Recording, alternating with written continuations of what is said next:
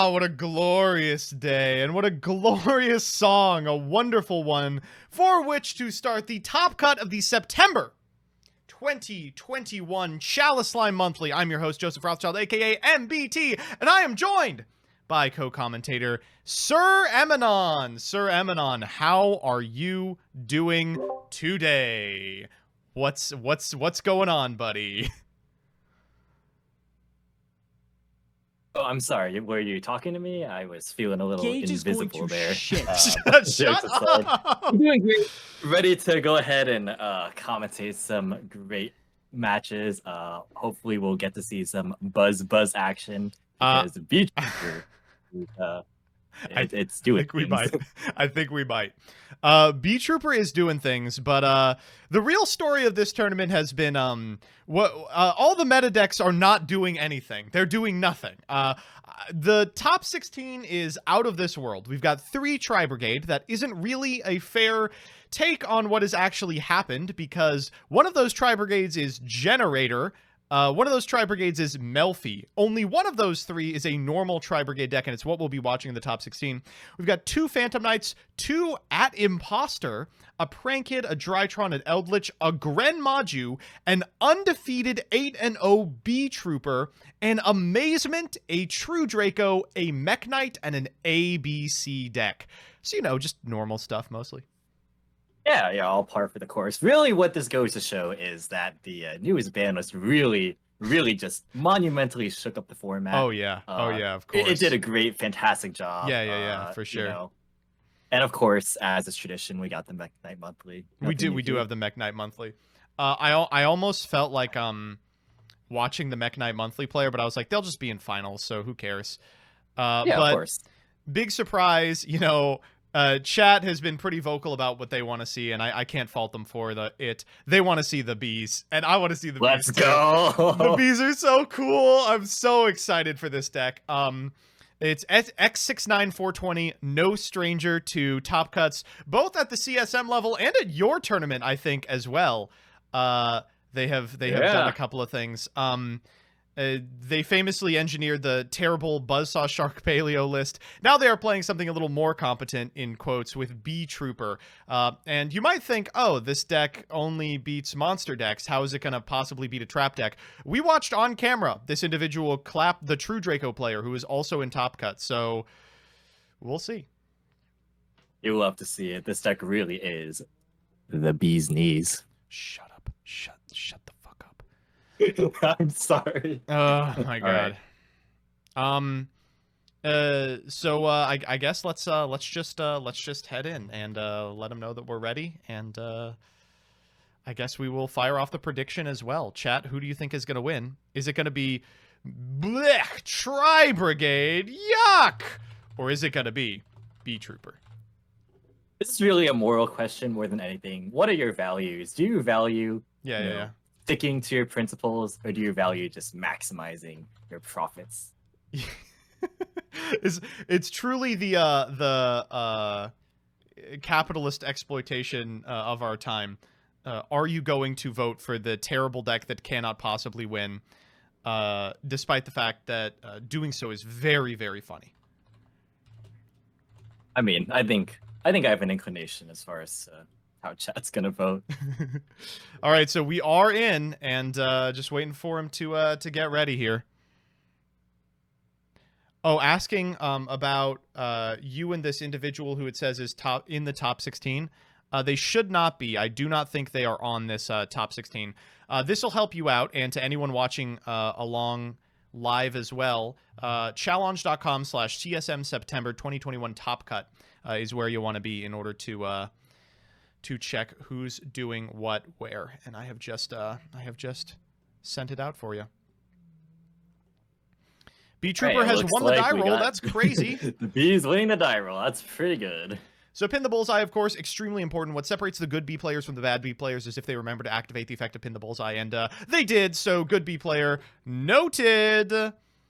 Next up is time in the round. Armor Horn. This card is crazy. You can't just give decks double summon these days. Yeah, that is definitely one of the benefits to playing this deck for sure, is that you just keep extending like further and further. Mhm. I think honestly, a lot of these cards were played previously in like giant ballpark lists. Resonance Insect especially comes to mind. It's With very like the silly Goku watching Pull people scrape interaction. playables from that fucking deck. Yeah, but now you actually get to play good cards, and you're not centralized around a super vulnerable field spell. So I will not take giant that's ball slander in this chat. This this has shown me that anything can top, so I should probably not be as judgmental. Went 5-3, rip the Dino DNA run back. Ooh, but the Gamma coming down, that is something. I wonder if that is a choke point. It seems pretty good. Depends on what's in the hand. If we have an extender, it's not, but Armor Horn is usually fine provided you, yep, that'll do it. You have 3 cards in the graveyard to banish to bring it back. Here, having the Doom Dozer in hand means that we can trigger the Resonance Insect and probably pop off regardless. Oh yeah, that's true. Because we can just get what's it called? The Goki pull. Yep. We can keep extending it anyway. Yeah. From here, we can go into, I guess, another Armor Horn if we want, but more likely an Insector Picanephia. And then we are going to have the material in graveyard to do what we want. Actually, really important not to pop with this Flying Kamakari. Ooh, but they did. The driver remains live. Oh boy. All right. Let's see a second. Oh, never mind. We're putting that shit back. Mind. It's Sting Lancer time, baby. Having the card in the graveyard was relevant to get the Sting Lancer to activate in hand. That's actually hilarious. This is why X69420 is in Top Cut and we are commentating. They understand this deck on a level that we never could. You know, maybe the Gamma on the Armor Horn was fine if they didn't use Resonance Insect as material. Just because, like, now, I guess that card by itself just generates an additional link to anyways with the Doom Dozer they play. So, yeah, it's just unfamiliarity with the deck. Can't really blame him. And what we've seen the entire tournament is people misapplying the effects of X69420 and just being like, when the fuck do I hit this? Like, Valor on the Pico, that probably does something, right? And the answer is maybe. I don't know. The deck is so malleable. The choke points are so hand dependent that you can't ever really say like if something is or is not going to work. Here, for instance, we could just ladder into the Link 4. We have a Towers, or we could just go into another Pico. And we've got the material in the grave to set up both Seraphim Papillion and also the B-Trooper Armor Horn Reborn. I mean, it's hard to say when you should be doing things. This hand was actually all gas. I know that's kind of a meme, but it actually is really all gas, was. yeah. That's the thing about this deck is that the whole deck is gas. Like, every single card is an extender. Oh, and drawing the extra extender on top of that. Wow. Scale Bomber for the draw. That's pretty strong. We can use Atlas to pop the Scale Bomber. We'll summon a B-Trooper from deck. We can go get Sting the Poison if we so desire. Oh, no, you get B-Troopers, right? You get Scout Buggy, so you can end on the Cicada King, too. Cicada King has been, like, the funniest part of the deck by far. It's a card that's so unassuming. It really is. And then it activates once, and you go, oh, I lose the game. That's it. Yeah, it's because, like, if you try and play this card in a deck like Phantom Knights or, like, Burning Abyss, it's, like, not really that good. Yeah, it's like pee-pee-poo-poo. It's just a negate. But you get so much more value in a deck that can actually make use of all of its effects. And this is like the frustrating part of this deck is the boards are unassuming, right? Like this is a Towers and what appears to be one negate and a set trap. But in reality, this is like 6 to 7 pieces of interaction. Yeah, and you gotta clear pretty much the entirety of the board if you don't want to face a massive amount of follow-up. Well, if there's one deck that can play through stuff, it is Tri-Brigade. We're going to begin with the Foolish onto Kit. That's a fantastic beginning. And we'll send the Nerval. I mean, the craziest thing is that like this was through 2 interruptions. Yep. Granted, maybe they weren't the most optimally timed, but that's part of the reward for playing a deck like this. I was going to say, right, it's like, how could you possibly determine when it would be right, too? Yeah, and like the Pico Flame interaction we saw earlier, it kind of reminds me of like, you know, using Valor Imperm on like Dodo versus Trinkets. Like they just make another one and then recycle their resources anyways. So you did a much better job on that card name than I did. I was throwing shit at the wall and seeing what stuck. All right, Rescue Cat's pretty sick. I bet that will prompt some piece of interaction here, provided this is like Fly and Sting. Yeah. Well, now that the driver's back in deck. Okay, I was gonna say, what if the what if it's another Gamma? Ooh, infip the Cicada King. Okay, we might actually be able to do this. So now we just have to worry about the Invincible Atlas, which, you know, for what it's worth, is a real asshole of a card. Yeah, well, we already expended our normal, so I wonder what the follow-up is It here. has to Oh, be of Kara's course, monster. has to be Karas. That is Easy. like the only Simple. one Simple, in pure clean. tri-brigade. Yep. All right, we'll go for the Karas. I believe it's 4. Yeah, we do have the 4. So we Has can to just be, go yeah. Shrike. Now, unfortunately, B Trooper Invincible Atlas can't be targeted or destroyed by card effects. But see, there's this card in the format that does neither Yep. of those things. Yeah, and it looks like the attack boost is also not a quick effect, if I'm reading this correctly. It is So not. Neither of its effects are quick, and it's super unintuitive. The attack boost turns off its protection, so right, it's yeah. hard to work with for sure. And from All here, right, you we're know, gonna go into Farigip as well. we can probably make something happen in combat. I imagine you would want to kill the Cicada King if you can, but we can go Flaget, get a copy of Fractal. We can use Fractal to make another very powerful monster. We can probably end on Revolt. I guess we need an extra card in hand, which we don't have. Yeah, ending on Revolt's not really a possibility with this specific setup. But even something Maybe like you... double Dragon Lords is probably good enough. Yeah, I was gonna say maybe that's the play.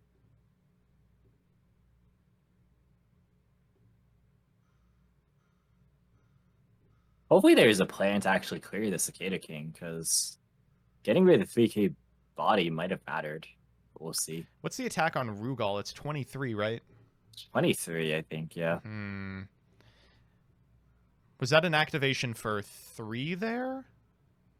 I think that was 2. There are 7 or 6 Tri-Beasts Spanish, and the 7th card is Gamma.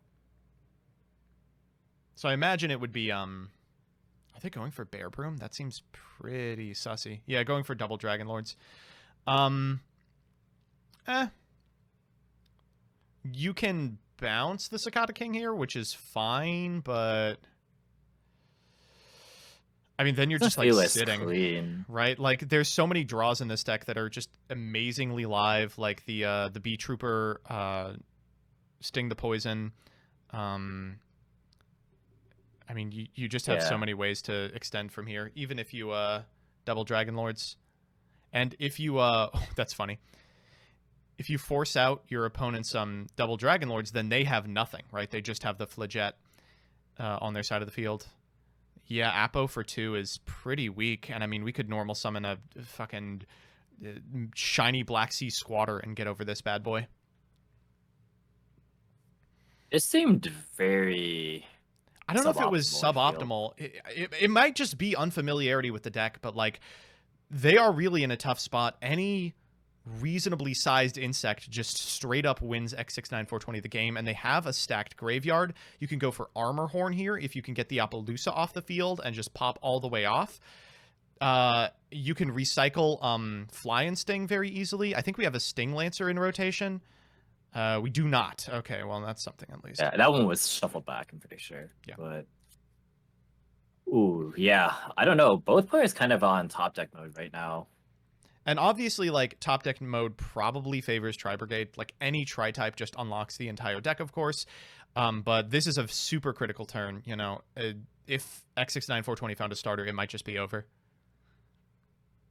Yeah, taking their time to think, however. I imagine if they had a starter, they'd just jam it. Right. I don't exactly know the ratios of like all of the like battle wasps, for example, in the deck. So after turn 1, it becomes a little more difficult. Yeah, whatever it wasn't good enough. But after turn 1 and you've gone through your entire line once, it is a little more difficult, right? You can see we've got like the Bomber engrave, we've got Double Scout Buggy engrave, we've got Sting the Poison, Twinbow the Attacker. You know, there's not a ton left. Let's see if we found a tri-type. Nope, found a piece of back row here. If that's Revolt, that does win the game. Yeah, anything that tri-brigade sets is pretty good. Revolt, Order, Imperm, those are all pretty good. Revolt would be obviously the best one here. I think if you're X69420, you're kind of hoping that it's IO. Like, that's the only thing I could imagine not losing to. Yeah, well, we'll see if the extra card will help out here. As you mentioned, the Armor Horn could be a way back into the game if you're able to make it. Okay. Primitive Okay. Butterfly is something. At minimum, this can beat over Appaloosa if you, just Yeah, use going the for Armor engrave Horn effect here. That's going on to... the Armor Horn. I imagine you, Appaloosa, here. You probably can't let it through. Yeah. So Yeah, you at get to... least now we can go battle phase, I suppose. You get to eat. You haven't expended your normal. If it's an insect, you can maybe Pico your way out of this. But we've used 2 Pico already. Oh, Oh, there's a fuck. That's a rough one. Oh, And that's an that's immediate surrender. Yeah, that yeah, makes that sense. is devastating. Ooh. That's a rough top deck. Probably one of the better ones still remaining, although realistically, like any tri-type probably does the same thing. The card is still at 3, and when it's at 3, that is bound to happen a lot more often. So, So what that can was a you really do? well played game from both players, but it does kind of strike me that the tri-brigade player drew absolutely everything. It was 2 Yeah, hand traps plus full combo through 3 pieces of interaction. Like, that was decent. it is by no means guaranteed that you are able to, follow up with Kara specifically. Yeah. So having access to like Rescue Cat, which is a super potent threat, plus just enough tri beasts to make it happen, and like the Imperm on top of everything to play, just straight through these K to King. So Uh, technically, there's a 3-hand traps, right? Ooh, and we have our first result from top 16. Unfortunately, True Draco has fallen to Phantom Knight. Who could have seen it coming besides pretty much everyone, I would say. I really want to know like what True Draco's run was it it to make it it there. it was not easy. It included this deck. This was their one loss, was the B Trooper deck. Oh wow! Very silly. All right, well we're trying to go first again and seeing if we can Sting make the things Poison is a good happen. start. Very good start. Yep, lots of extenders in this deck. Arrow Blessed the get here, and Droll. Whoa. This deck plays through a lot, but Droll is devastating for it. Interesting. So I wonder what the backup plan is going to be now. I guess we're gonna get to see. Droll and Nibiru, pretty specifically, are just game-endingly strong. Yeah, not able to just keep looping searches off like Resonance Insect, for example. It's pretty harsh. There is no backup plan apparently. Yeah, that does not surprise me. Wow, and an undefeated run into this. That's very painful. Okay, we can get Aura Blessed out here, which does get back the Sting the Poison, and like we can go Atlas Pass at minimum. Maybe we can like set up for next turn, but tall order to chew through Tri-Brigade. Like if this was against VW or something, maybe I could see it happening. Here, probably not. Electing not to go for the Atlas, instead going for Seraphine Papillion, so we have some point of interaction. Yeah, when I initially read this card, actually, I thought you could use both effects in the same turn, Nah, which would be crazy. But it would be sick. this is still like fine, but yeah, just not being able to go into the towers, well, quote unquote towers, reliably against this deck, specifically because Shirag's a card. Yeah. That's tough. Hopefully they drew enough hand traps or just Wow, ways to that's deal a with this. And crazy Cat run. again. All right, so the good news is because priority is no longer a thing, we can Papillon here. We can go ahead and grab back that Sting the Poison, sets up next turn, and allows us to negate and affect monsters' effects. We can do that to the Rescue Cat before it leaves the field, so we're not even in danger of like a Gamma. But yeah, oof. Like there has to be nothing else in the hand for this to be a winning line. Yeah. Pretty much any manner of fractal. That's not that's bad. not the Doesn't worst. doesn't Yeah. stop what you want. And honestly, if you're the B Trooper player, you're pretty happy that one of the cards in hand isn't an extender, but is instead an Ash Blossom. Yeah. So you've gotten them to So burn their fractal normal. plus They need Karos fractal plus exactly. beast. Yeah. Any way to Karos plus a tri beast would do it. Yeah. See if they have it. And it's not guaranteed for sure.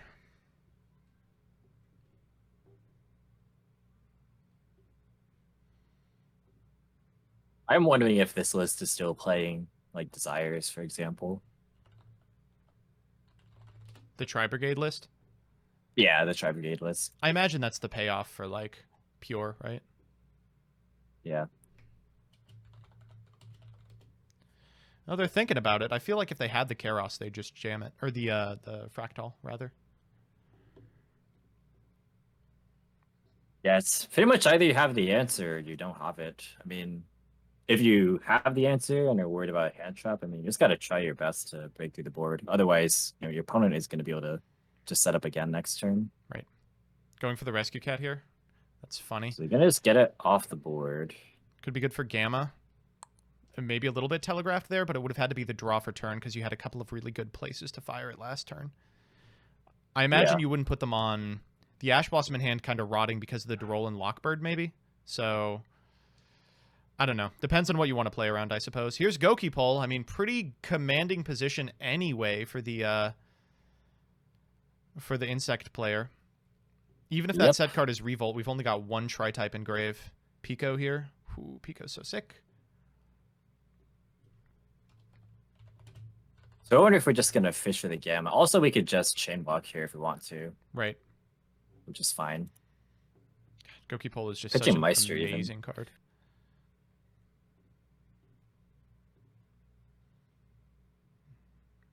All right. They've elected to let the chain resolve. Yeah, not really going to stop the summon of a flying Kamakiri. What? Why not? He's flying. Because want to see it make an appearance. Oh, going for Resonance Insect, we're just going to search Resonance. Oh, we did get the armor last turn. So we can armor and then normal the Resonance Insect, then link with the Pico and the Resonance Insect to get 2. It's very silly. All right, we're going to cycle our resources here instead of going for the armor horn. Ooh, and the Papillona's Chain Link 2 here. Do we have the necessary tokens on it? I guess so. It's that's 2. Cute. That's adorable. So this is kind of like an interaction similar to like Daigusto Emerald, where you don't have to shuffle all 3 targets. Wow, that's very adorable. This is so sick, man. Oh, that was literally a +3. Just wow. Draw, search. When this deck gets the ball rolling, it does feel kind of unbeatable, and I think that's what draws a lot of people to it. Is like, what the fuck do you do here? Like, it has to be Nibiru or bust. Here comes the Doomdozer. Yep. Oh, just kidding. Contact so funny. That's means we already have some kind of extender. Yeah, we don't even need the Doomdozer because we've already got the armor engrave. We can just banish it that way. Oh, it looks like we have some more results. At Ignister has made it into top 8, as has that fucking Amazement deck. You keep talking down this deck, and I really just want to see the list. It is criminal. It is actually criminal. Extra normal on the Resonance Insect. Yep. Perfect. Yep. I mean, they have to have Nibiru. I don't know why else they would not be conceding here. So I imagine they just traded off Rescue Cat to bluff Gamma, because there's certainly many opportunities. Yeah. Many chances to have used it by now. And I cannot believe Resonance Insect is a card. We're in a position where, like, even if they Nibiru, it's probably fine. We have, like, Sting Lancer, Fly and Sting follow-up. 7 cards in hand. Yeah. It's so sick. Deck is so... Oh, second Atlas. Was that necessary? Yep, and that'll be the concession. All right, going to a Game 3 scenario. So, I don't know. This is going to be a hard one for sure. You know, Tri-Brigade certainly does have a lot of powerful setups, but also very powerful, or very telegraphed setups. Like, if you're playing against Tri-Brigade, you know what their turn one's going to be, you know what their end board's going to be, and you can plan accordingly. And in terms of decks that have a shitload of extenders, nothing really beats Beat Trooper. I mean, it has extenders for days. So, I don't know. I think it could go either way. Very excited. I might be coping just a little bit. I think we're all internally coping a little bit. So I'm looking a little bit actually at X69420's list that they played in my tournament, just to see like how many spaces there are for like hand traps, and there's actually a fair amount. So it's flexible. I wonder what, the plan is post side. I do wonder what that ends up being. So we'll see. The fact that this deck can play like Retaliating C, Contact C, all these cool cards. Contact C is so good. Every time I play against Contact C, I'm like, how is that legal? Yeah. And to all the people who want a Max C back, that would make this deck like even more insane. It would make it Imagine like the best searching deck Max. by a large margin. It It's would like, actually be normal crazy. retaliating, okay, and good luck. I mean, it's a bit of a trade-off though, because like this deck probably loses really hard to Max C. But, I mean, being able to search it yourself is also very scary. You think the insects would betray one of their own? Yes. You're like, yeah, totally. All right, here's the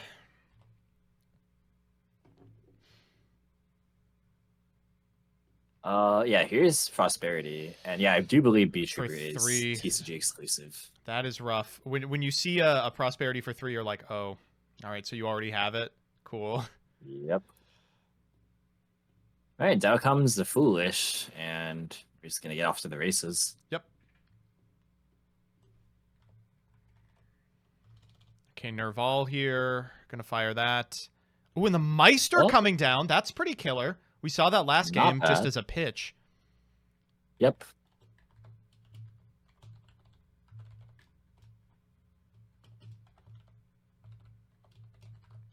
All right, well, they're gonna normal another one. So they can still get to Revolt here. Yeah, but they have Unless to do if this. there Yeah. is, yeah, unless if there's another copy of Skullmeister, since it isn't once per turn. That would be very funny. I would cry. Bare Room discard 2. Not enough, no. Do we have the material to go Shrike here? 1, 2, 3. We don't. It's still just good having Revolt. That's still fine. Yeah.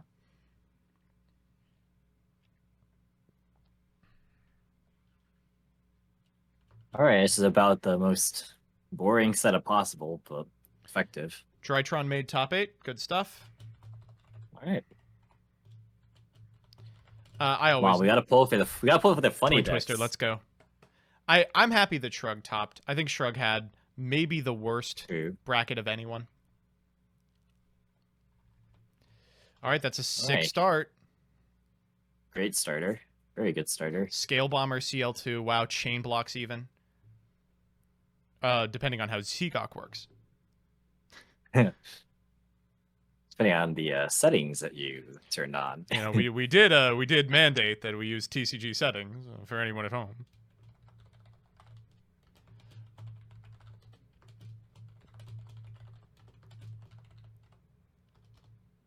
All right, there's Aeroblast. It really just depends here on what the other defensive cards from tri-brigade are at this point, because honestly, I don't even think a singular Revolt is enough to stop this deck. Right. So, well, certainly not a Revolt if it can't get Shrike, right? Yeah. Ooh, Valor on the Armor Horn is important. And Extender punishes this so badly, but that is a choke. Ooh, Pin the Bullseye coming out. In the Bullseye. Let's see if they're a good player or not.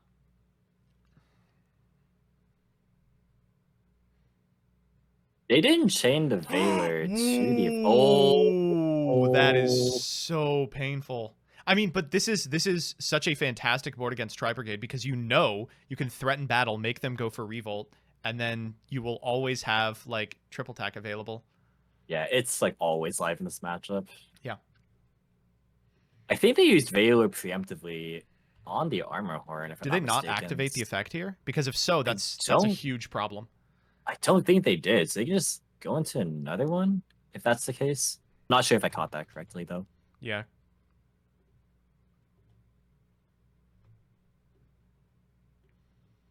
But yeah, there is one of the interruptions gone, and one of the unknown ones at that. So the set card that's not Revolt is, you know, probably not Imperial Order because Tactics resolved. Could be Infib, I guess. That's the only like other reasonable one, yeah.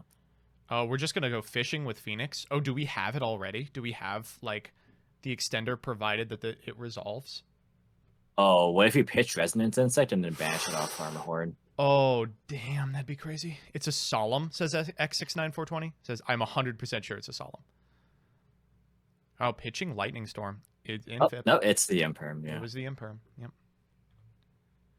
All right. Well, now you have narrowed down the options to exactly revolt. We have full information. Can we win from this position? Yeah. Armor Horn here. Oh, actually, yeah, this actually makes a lot of sense because assuming that the Veiler was not used in response, then we could just use it here instead of having to link it to a second one. Mm-hmm. So we're activating the effect, meaning that we do get the extra normal, which makes a huge difference. So painful. Oh, and that's an insane Whoa, one. you gotta be kidding me! That's the best one. Like, oh legitimately the best one. Wow, that's really something. So that window or the timing of Veiler being used might actually cost them the game. Wow.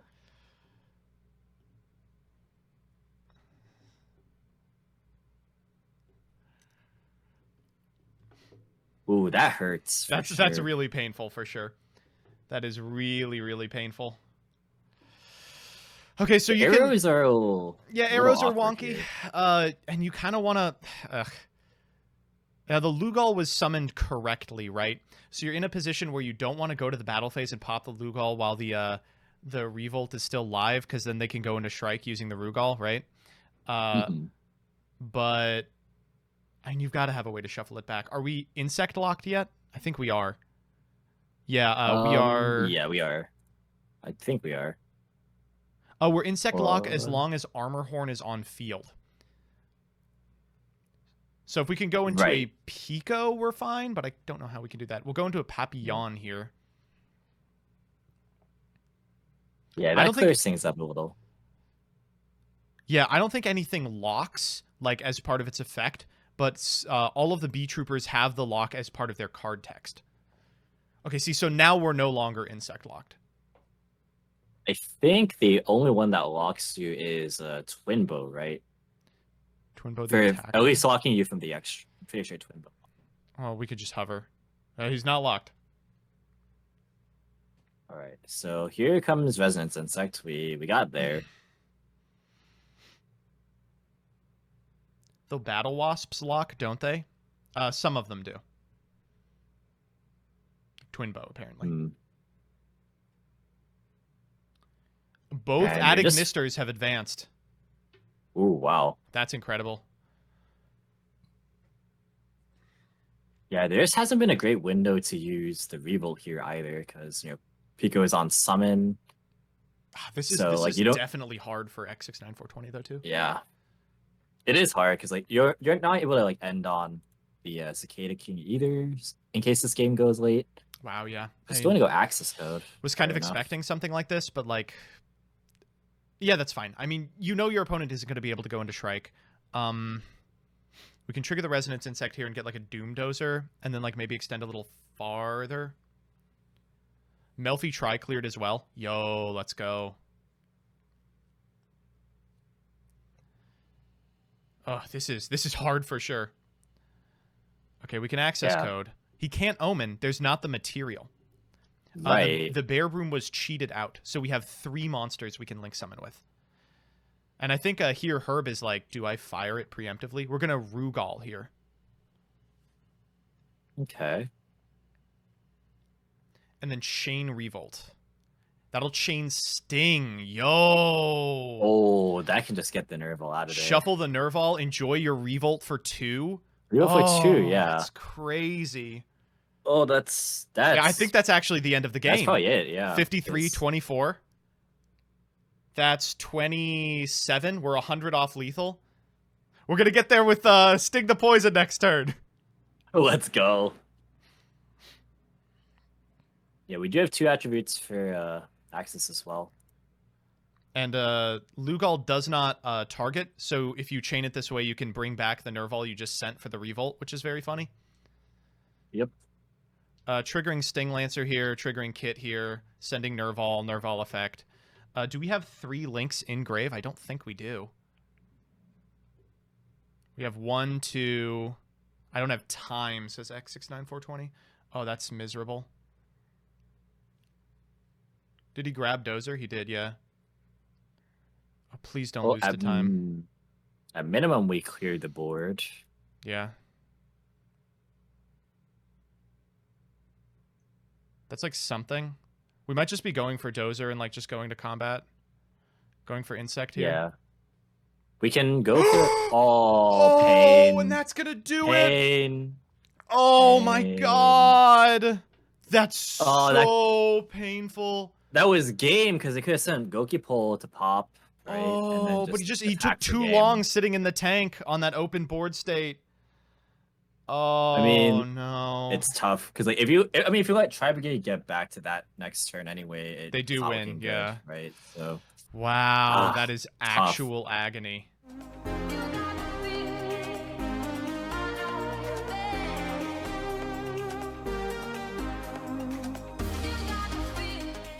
Hello, ladies and gentlemen. It is your boy, Joseph Rothschild, a.k.a. MBT, back with the top 8 of the September 2021 Chalislime Monthly. That Chalislime is pretty sick, huh? The, like, 3D Chalislime. It's nice, right? Well, if you like that, it's done by Inner Crescent. That's at Inner Crest on Twitter and the YouTube channel Inner Crescent. I'm going to link that right now. They did a fantastic job, and it's just sick as hell. Do give him a follow. It would mean a lot. I am joined once again by Sir Emanon for another round of glorious commentary. Sir Emanon, how are you doing today? I'm doing amazing, one might say. I don't know why you would say that because we ain't watching that shit. Oh, come on. No fun. Exactly. You're right. No fun. Instead, we're watching these two who are already in progress. Lettuce versus Some Person. Now, Some Person has had an amazing run with Tri-Brigade Melfi, a ridiculous take on the archetype that has looked super sexy.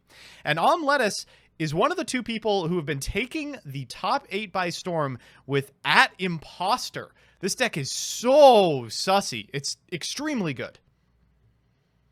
All right, so looks like we ended on Frugal Revolts, I think. Yeah, that's pretty decent.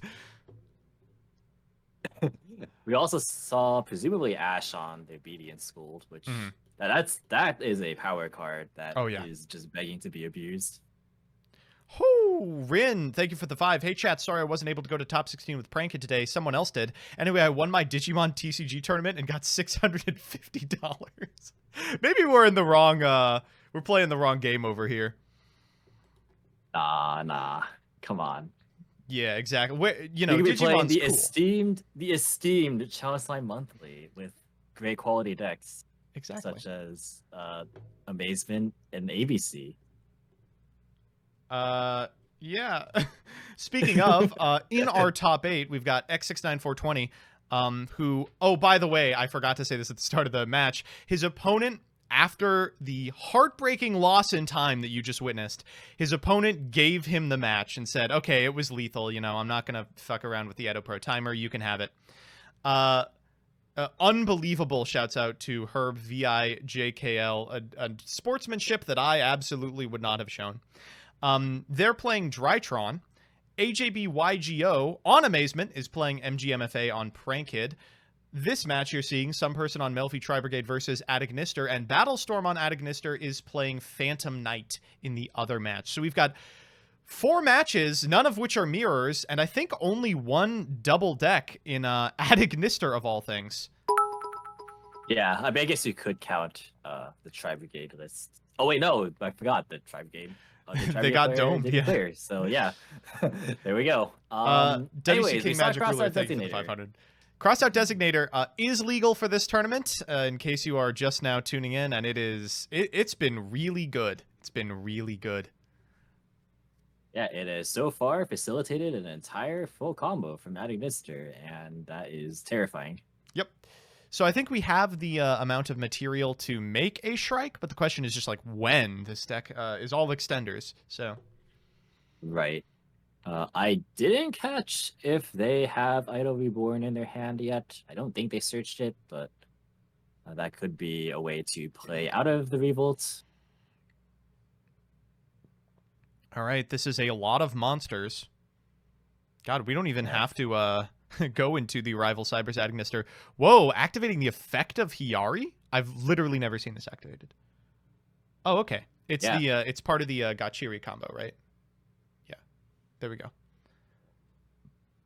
Basically, if there's a reliable way to force out the revolt early, you're probably fine, yeah.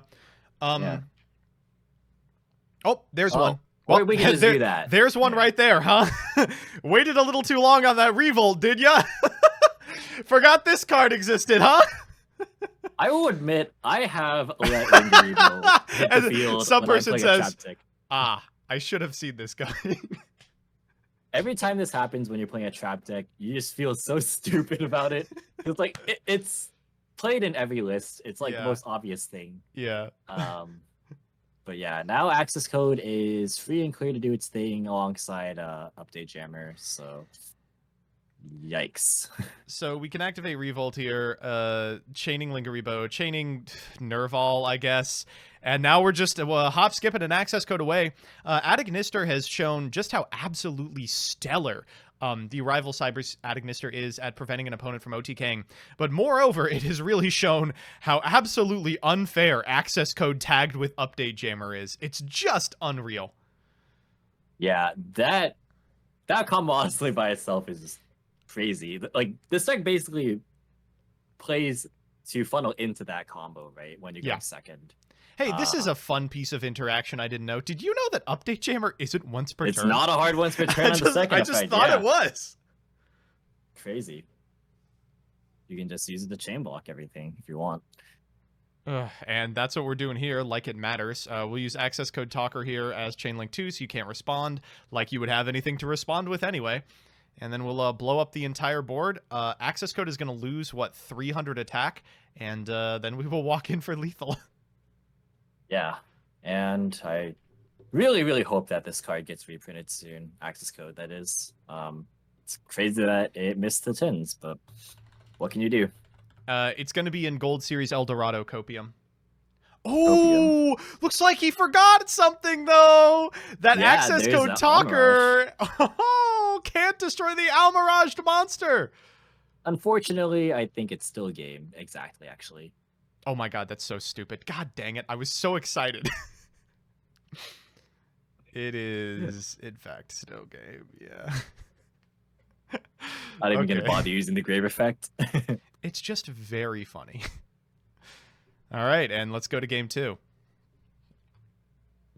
Well, that was about the most straightforward going second Adagnister game ever.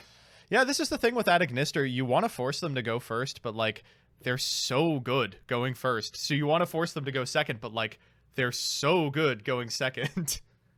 Yeah, it's like, hard to, plan specifically for one way or the other. Because, like, on the one hand, you have to draw a hand trap if you don't have a, good way to out the rival Cybers through Damari.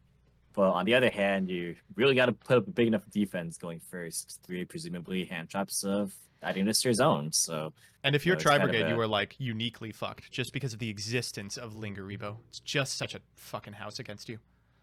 Yeah, Lingaribo is, unassuming, but it's pretty strong in what it does.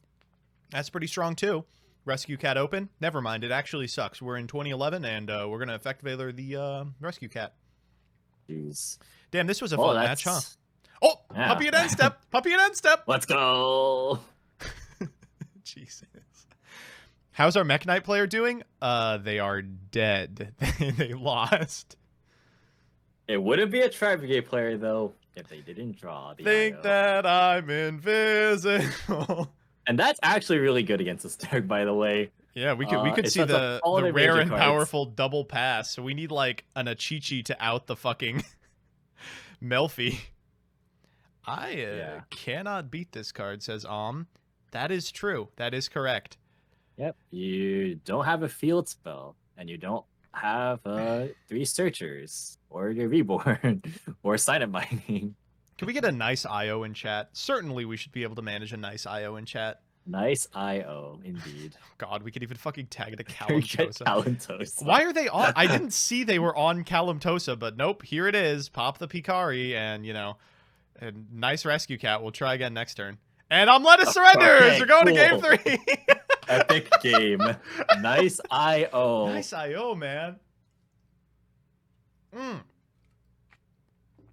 That was like the nicest IO I've ever seen. Ruining games since 2003. The better duelist truly did win. Really? Puppy Pass 100% win rate, by the way. It's a fun fact. The first ban list that dropped when I returned to the game included IO coming back. Really? That was what, 2017? That was believe this 2017. shit has been legal for 4 years? For 4.5 fucking years. Let's go. I remember some Konami employee was talking about like ban list things, and they were like, unfortunately, I don't think you are going to see IO come off anytime in the near future. And I'm like, why? We hate the fucking card. You know, it'd be nice if they banned it, but, you know. Okay, Achichi's a good start. Achichi at Imposter is the best one-card combo in the deck. Yep. Grab that Picari, and then we will go into Dark Infant at Ignister.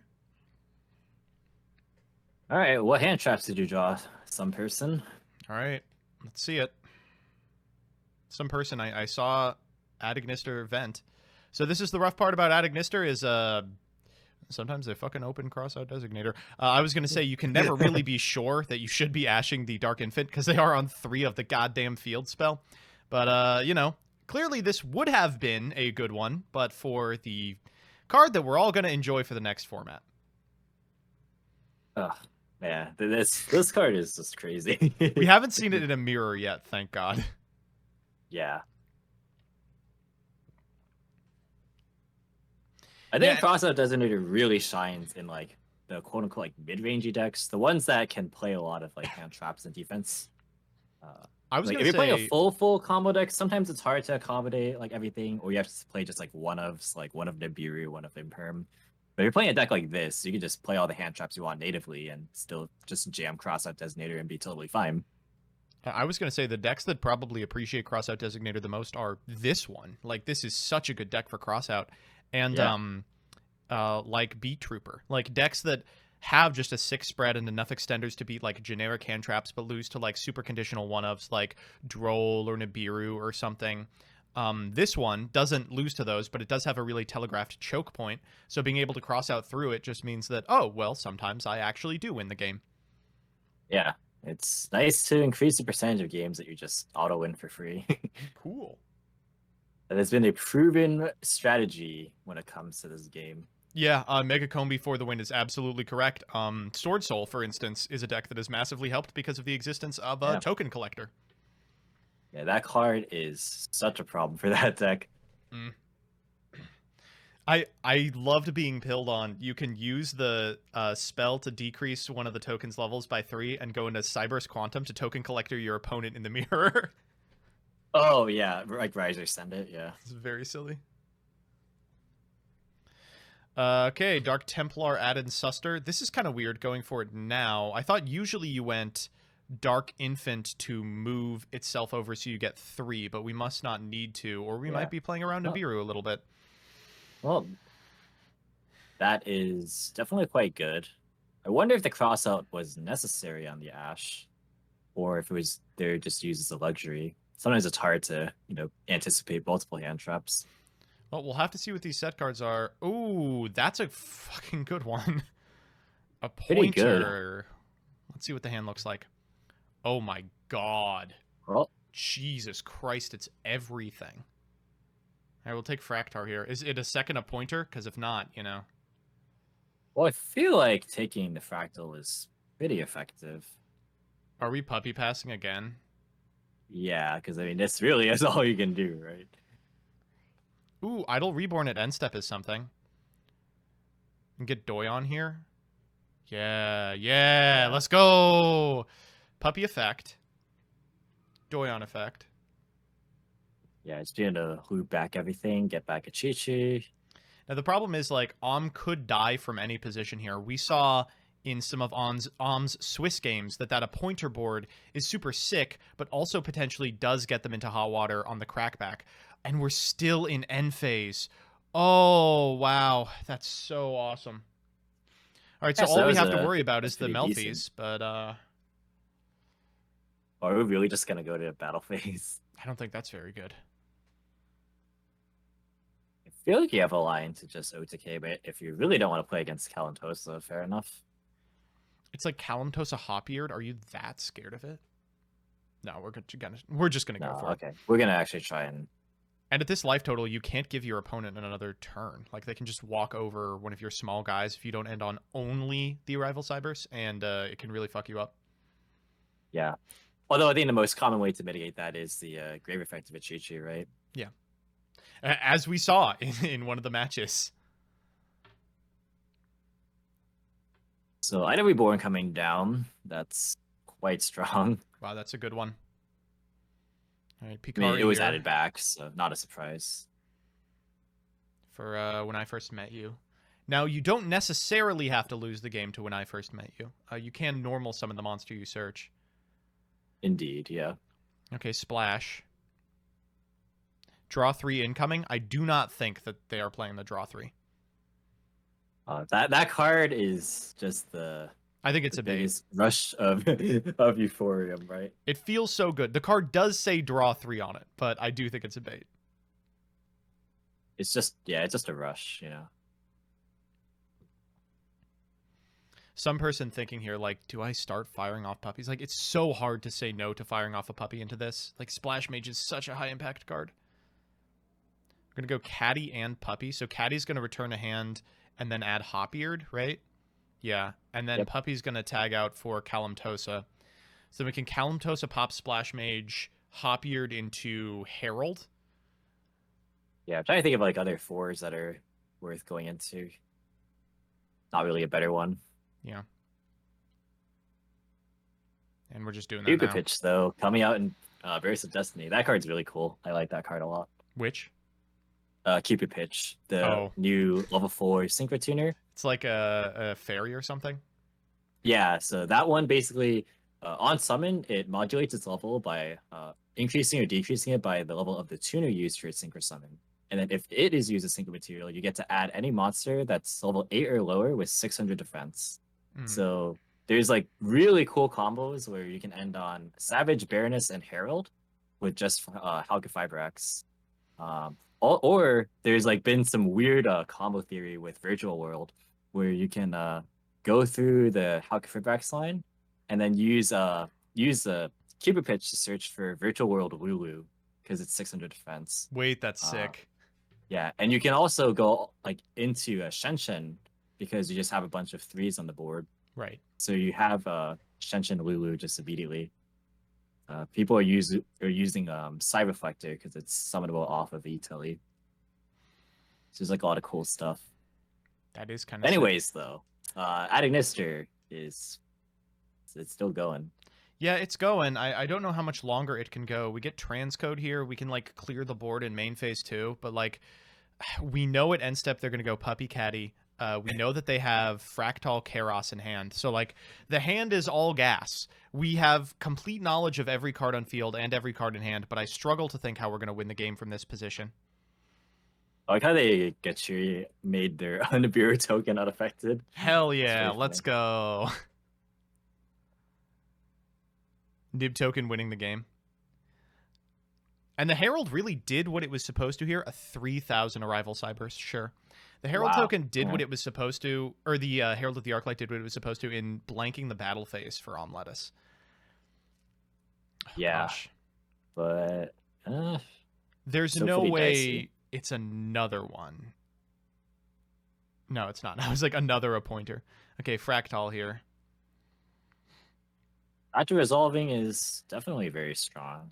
Wow, there's been so much back and forth in this game 3 after a first 2 games that were over in like seconds. Yeah, for sure.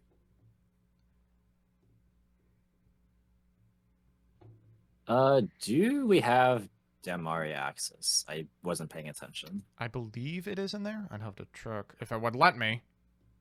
Yeah. Yeah, it's in there. Yeah, it's there. Go for 4 off this kid. That's gonna sick eat an infib. Imperm.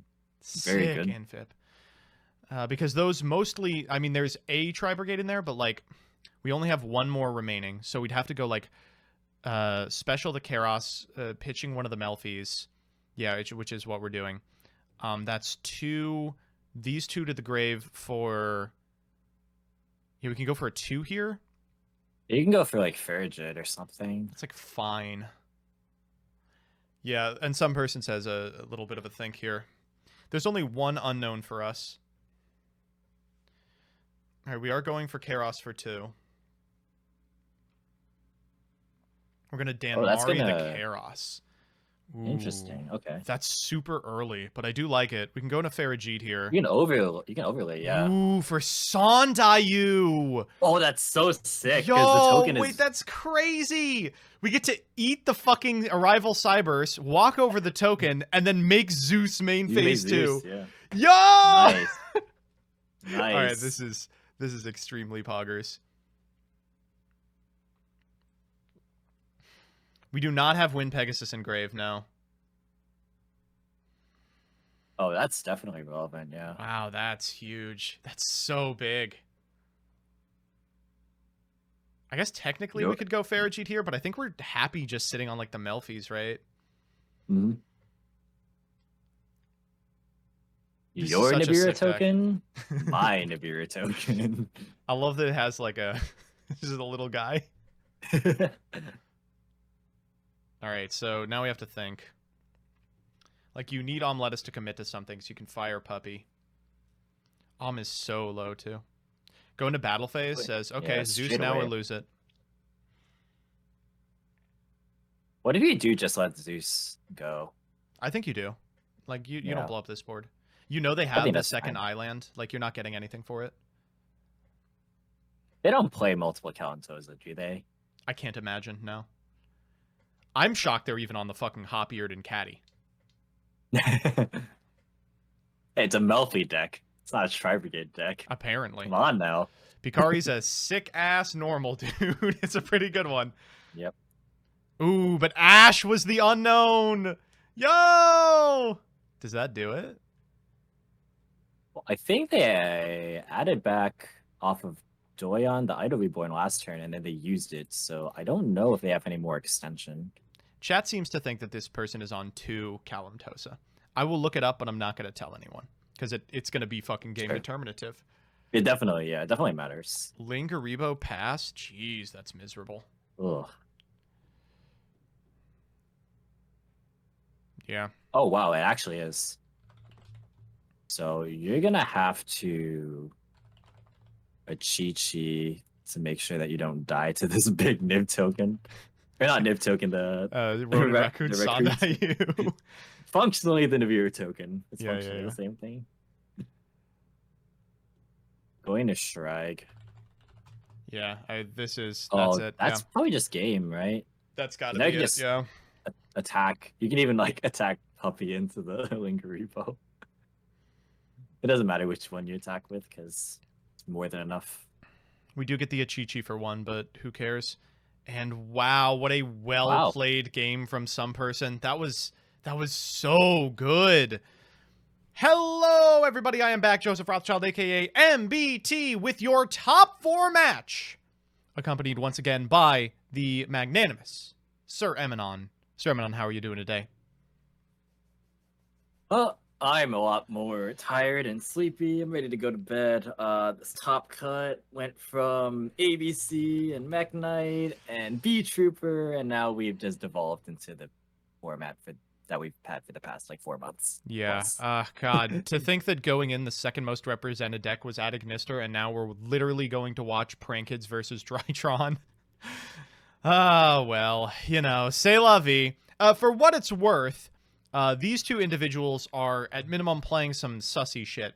This Prank Kids deck is different than almost every Prank Kids deck that I've ever seen. Whoa.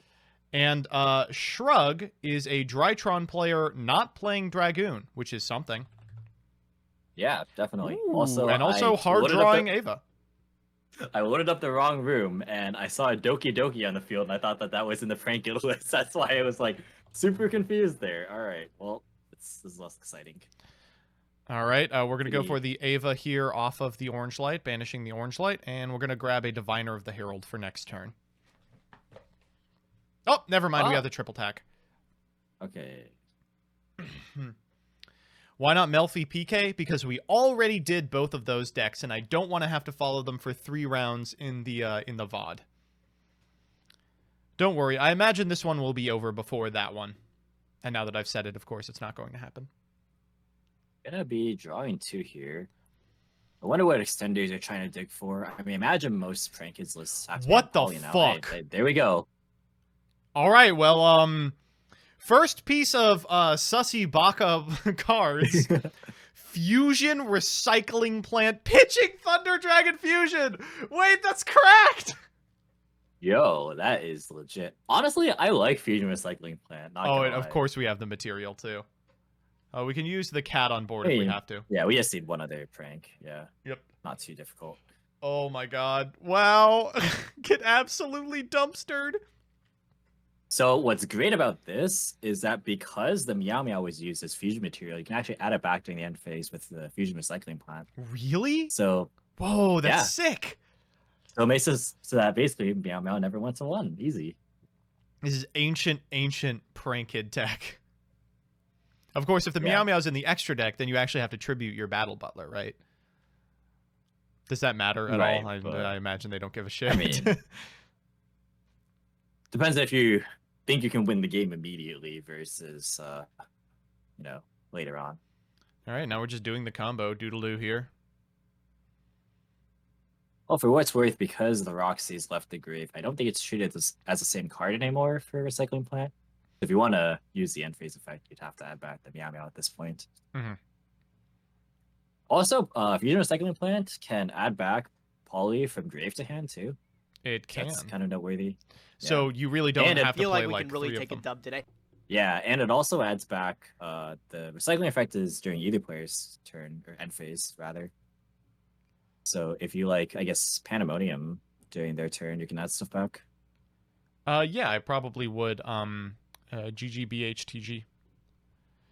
All right, we'll just go ahead and get the Pandemonium here. Now, MGMFA, of course, is a household name among Chalislime Monthly players, as is Shrug. But the deck they have brought this time, I mean, I feel like at this point I can probably talk about it without, like, ruining everything. There, it's top 4. It's got, of course, Fusion Recycling Plant and Set Rotation, which is to be expected if you're playing a card this bad. But it's also playing Nemesis Corridor? You know, that card would be so sick if we had Thunder Dragon Colossus here in TCG. That's all I'm saying. It is also playing, and we have seen this in the other matches, main deck, there can be only one. Yeah, that's, I think, a little bit less, less unconventional. But yeah, definitely not the most fun to play against. Uh-oh. And this is the end board we have seen MGMFA go for pretty much every time is Bow Wow Bark, Pandemonium Set. Because we're playing Polymerization, we don't lock ourselves with the Pandemonium super early, and we can end on a totally awesome. Yes. That is even more recursion, actually. Sick. So, yeah. And like last time, or pretty much every time that MGMFA has been playing, this board screams, kill me this turn or you're dead. We've got Thunder Dragon Fusion in the graveyard. We're getting back a material with a Fusion Recycling Plant. We've got Pandemonium Set. We've got Bow Wow Bark to set up for next turn. If you do not do it, you are in trouble. Yeah, indeed. Got a lot of resources going here. Oh, we have and material. we know one of the cards is Diviner, so yep. Just more information.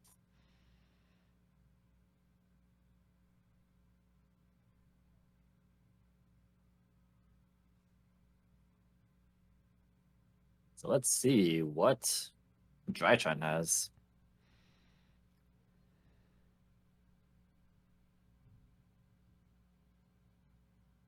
Okay, that's a good start. Pot of Prosperity for 3, telegraphing that either we already have everything we need or we don't give a shit about that totally awesome. Let's see IO in main. Let me see if there's an IO in main. IO main deck and Drytron. There's an imagine. Or in Prank Kid, rather. But it's so good if I win the die roll. Cage is going to shit. Oh, wow. That was everything you could ever want off of a 3 card. Are you kidding me? Pretty good for accessing engine. Question is if the engine is enough to contest the board. Yeah. I mean, one there can be only one really fucks this up. Yeah. Taking Natasha. Oh my god, we already have Wow. everything? All right, I mean, this is as linear as it gets. Normal summon Diviner. Diviner effect. Do you negate this? I feel like you probably do. Yeah, this is generally pretty good, just because it gets a 6 off the board too, so it blocks out Beatrice plays. And you can take it to, like, prevent a Phoenix if you have a, there can be only one set. Yeah. Toad here to add the blue back. This is like a really bad Bow Wow bark, right? You could get the red and the green off of the bark and the blue off of the Toad. It gets there eventually. Yeah. I mean, between Toad, Bow Wow, and Recycling Plant, you get a lot of cards back. I mean, we're about to get back to 5 cards in hand before we leave the main phase. All right, Alpha first, pitching Zeta. We did have it all. Perfect. Immaculate. You know, sometimes you're just cracked. I don't know what to tell you.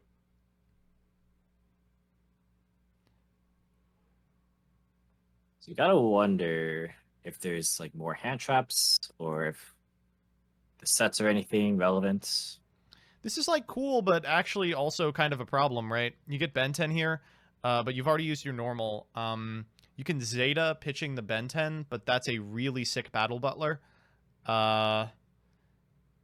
Yeah, it's just hard to chew through for sure.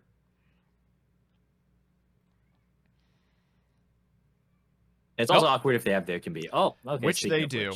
I don't think we have an out to that card, so we can't activate the Zeta now. We don't have access to any of our Cyber Angels, 2 of which are in hand. We just go Link. Oh, we still have Link Curry. Yeah, you're right. I was actually gonna say, like, if they didn't preemptively flip up there can be, I would have wondered if Shrug would have gone into Link Karibo to try and play around it. Yeah. Shrug's like, that kind of the whole time. It just kind of like makes your play worse to where you can't go into Beta Fafnir after. So you go for Zeta here. Try and play. Go grab the ritual spell. We can trigger Ben 10, and then honestly, we can even make a Nightmare Phoenix. Yeah, probably have to. I mean, definitely have to. Yeah, we don't have a choice. Herald the get. We do have the Natasha in hand, which is kind of sick. We can keep that up for the Bow Wow bark the entire time. We may have missed the boat on that. Yeah. We do know the orange light is on right now. Mm-hmm. Because Natasha's in hand.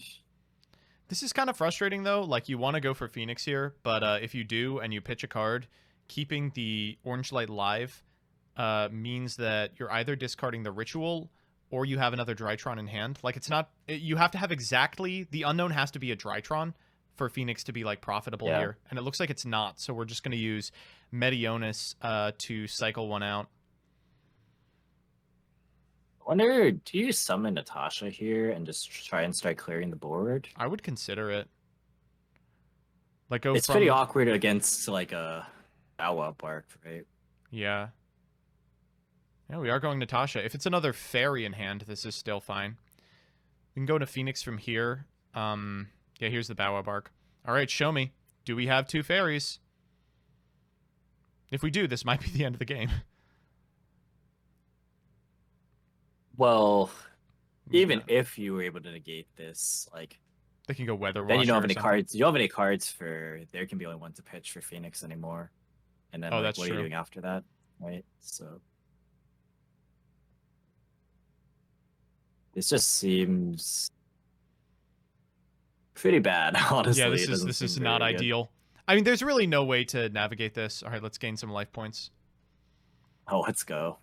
Easy. Back to 8,000, and that's time in the round. The last card has to be something crazy. Mm-hmm.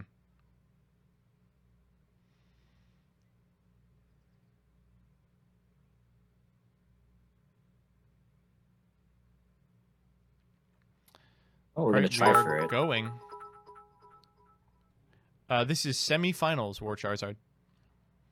Pitching the Herald. Orange. Ooh.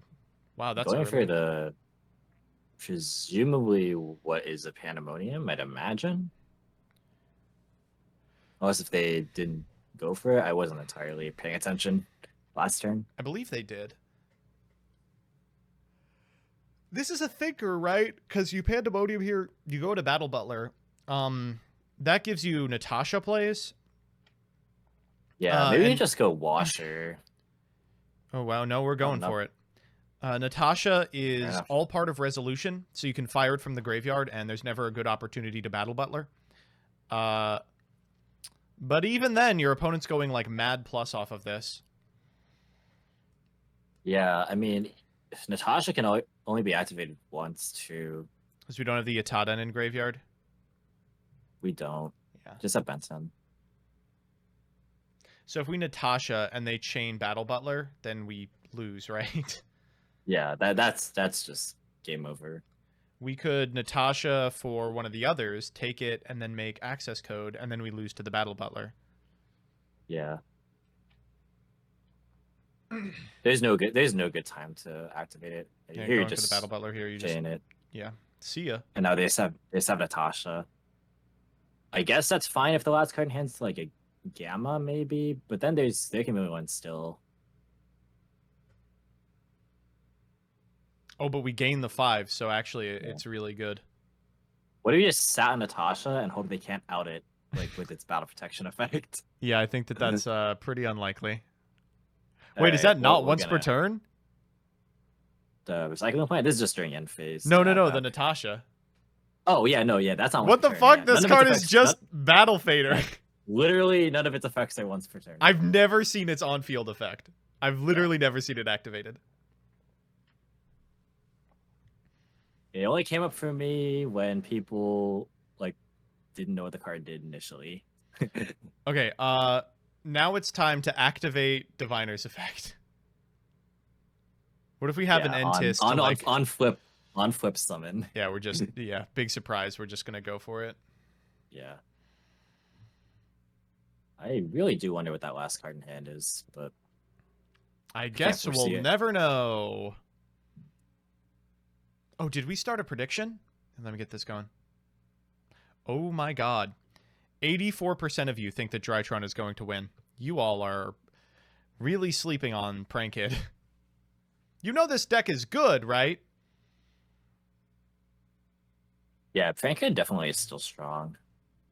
I mean, I don't know how like insane playing like the recycling plant plus corridor and everything is, but they're winning, so obviously it's winning, crazy. Yeah. What are you talking about? I like Fusion Recycling Plant, to be fair. I like that card a lot. Wait, do we not have lethal here?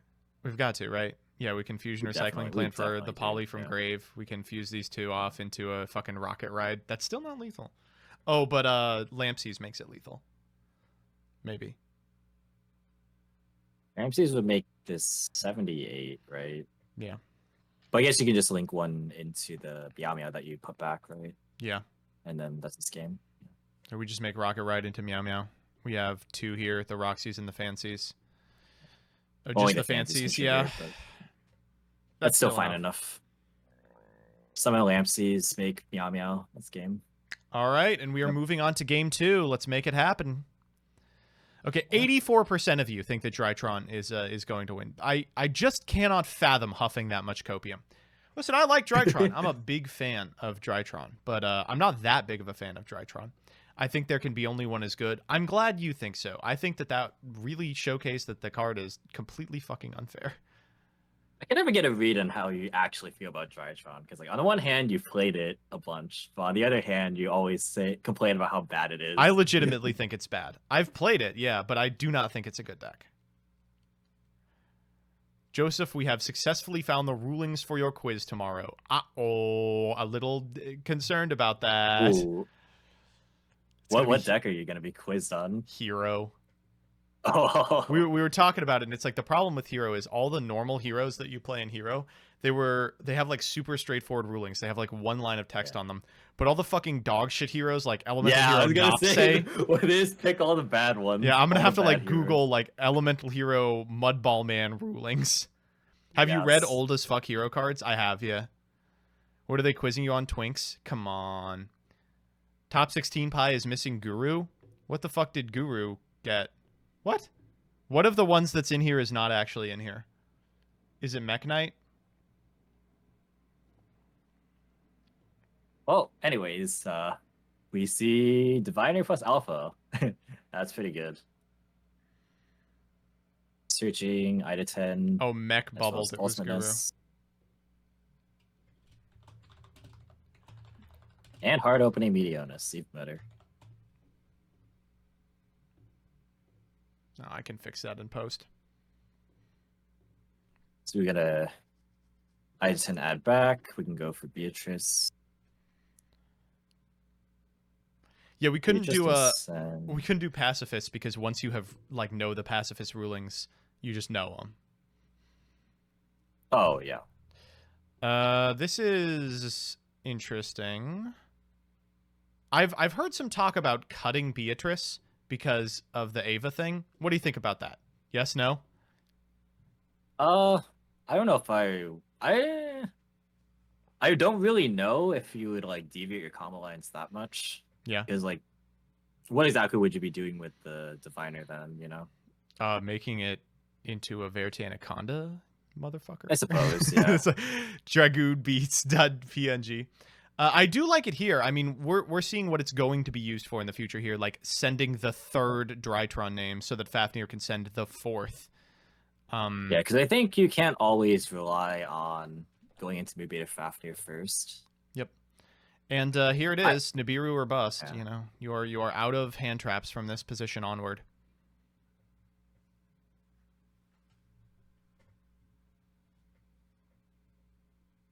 Or not. Says, just checking. Oh. Just checking. We're extending first. Trying to go for max resources. Yeah. Now we know, if we know one thing about Shrug, it's that they are not on Dragoon. Shrug hates Dragoon with a passion. Thinks it's a bad card in this deck. Alright, so we can go for... Oh, that's a pretty decent draw. Off the top for Nova. Sick. So what haven't we gone through yet? Zeta, right? I believe, yeah. Yeah, just Zeta. Fafnir add Meteor Shower. Yeah. Alright, Nova go for Zeta. Then we can go... Unfortunately, we don't have a way to get Nids into rotation, it looks like, which is kind of sussy. Yeah. Obviously, that's what we want. At minimum, we could just go into, like, I don't know, Masquerena or something. It's kind of crappy because, like, you want a material on the Fafnir, so you still get the spell negate off of the Nids. But we don't have a Nids line, so instead we have to, like, cycle like this. Whoa! Yeah. We're Right, just we going to can Ben 10, yeah. We can Zeta for another search. So that's fine. How are we getting Do the Meteonus back? Oh, that's how. I figured it out. Yeah. That only works if you play two. Yeah.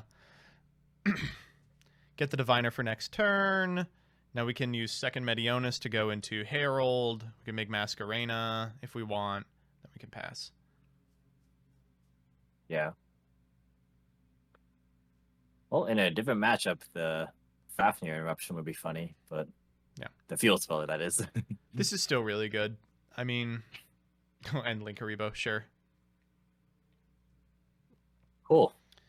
Then draw phase will fire off this Beatrice, and now we can send the Ava. So you look at a board like this and you think, you know, maybe Dragoon isn't the wave. Yeah, I mean, if you don't get interrupted. Yeah, whoa, sending another Gamma? Oh, I see. All right, well. I see. So, yeah, we know Orange Lights. We know, well, we can assume Ava now. Yeah, we know Orange Light, Ava, Herald, I believe. And Diviner, yeah. Can't call anything Herald. This whole fucking deck is Herald. Yeah. There's 3 cards with Herald in the name. All right, we are negating the summon, in fact. And, oh, what did we pitch? Yep, you guessed it. Whoa, does that force you to not activate the Prank Kid? That's so fucking funny. Yeah, because it negates a summon, so That's it wasn't so sent to funny. the it wasn't sent to the grave for the League summon of a monster. All right, triple tack is to be expected, but hilariously you can respond to that. So let's go ahead and do that.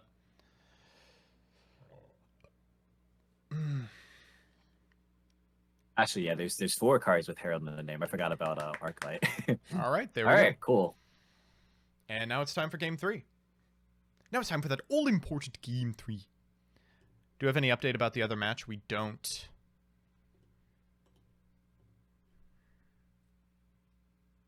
Yeah, I played Drytron for a while, and then I don't know, I kind of just got bored of it.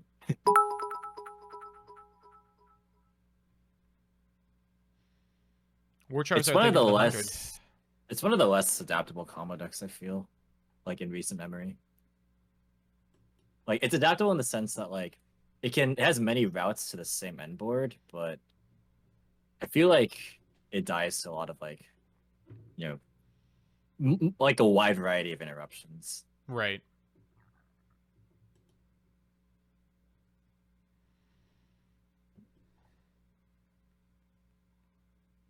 Well, if everyone has nothing, then it's pretty good.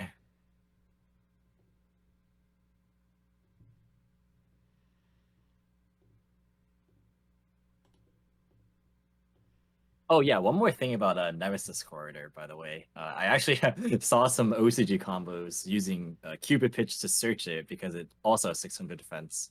Mm-hmm. So yeah, they have like crazy combos since they have Danglong legal and Just Synchron still legal with Olion, so they can do really crazy stuff. Wait, how is all that shit legal?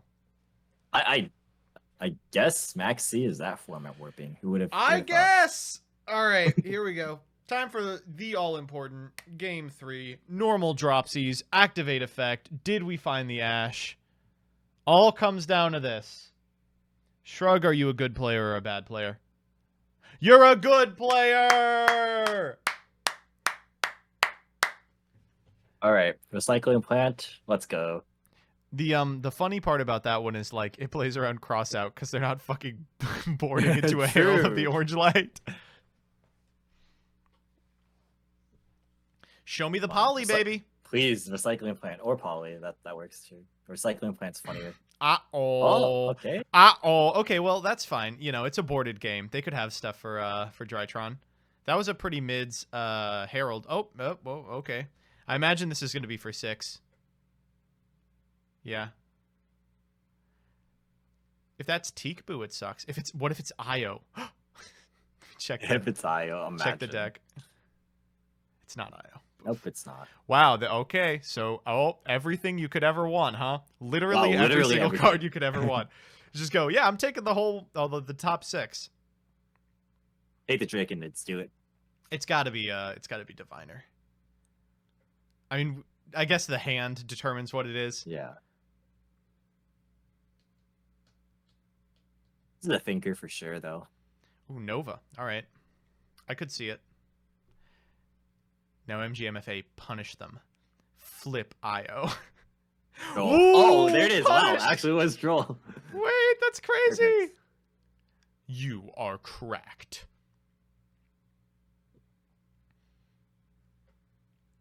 Oh, no. Well. Come on. Wait. No, come on. Oh, okay. It's resolving. All right.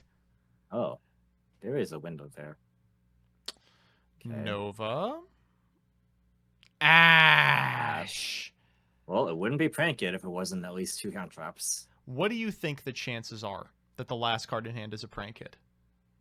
100? Dude, 200? too good at the game. PK in finals. Let's go. Oh. Okay. Wait, they Collie? called by the Ash instead of the Droll. What the fuck? What the Whoa! What? Too good. Just simply too fucking good. Oh, I hate Yu-Gi-Oh so goddamn much. All right, and that's the end of the turn, baby. Let's see. Right. One Prank Any Kid. One Prank Kid does wins it. the game immediately. Last card, Yeah, Prank Kid. Let's okay, fucking perfect. go. Oh, Cage is yeah. going to shit. Jonathan Brookley, thank you for the subscription. And we can chain block. Woo! Beep, beep, beep, beep, beep, beep, beep, beep. Ash it. See what happens. Ash it. See what happens. Nope. Nope. Everything's resolving. Another Nice. cross out. If we just cross out for turn 2. That was kind of tight. I'm not going to lie. That was a little tight. All right, we can kill with access code here, right? There's got to be a way. I don't play this deck, so... Toby Slatton, no. Read the room, buddy.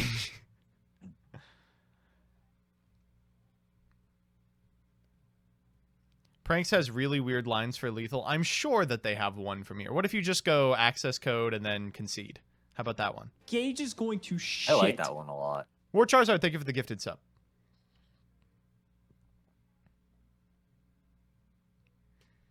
Oh, they're thinking about it.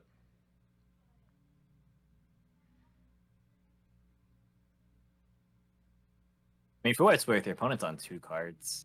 You might as well just try and set up.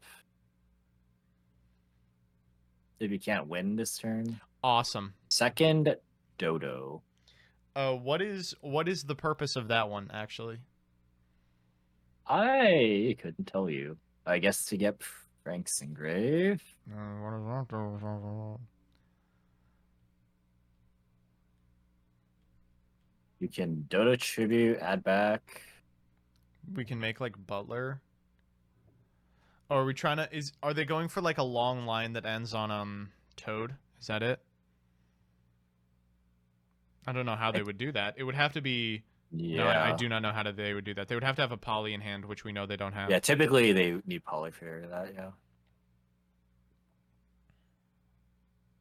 There is one unknown card in hand from Frankids. That was drawn off the Roxy's. It is a and happened to Lampsies, be the literal a best Lampsies. one.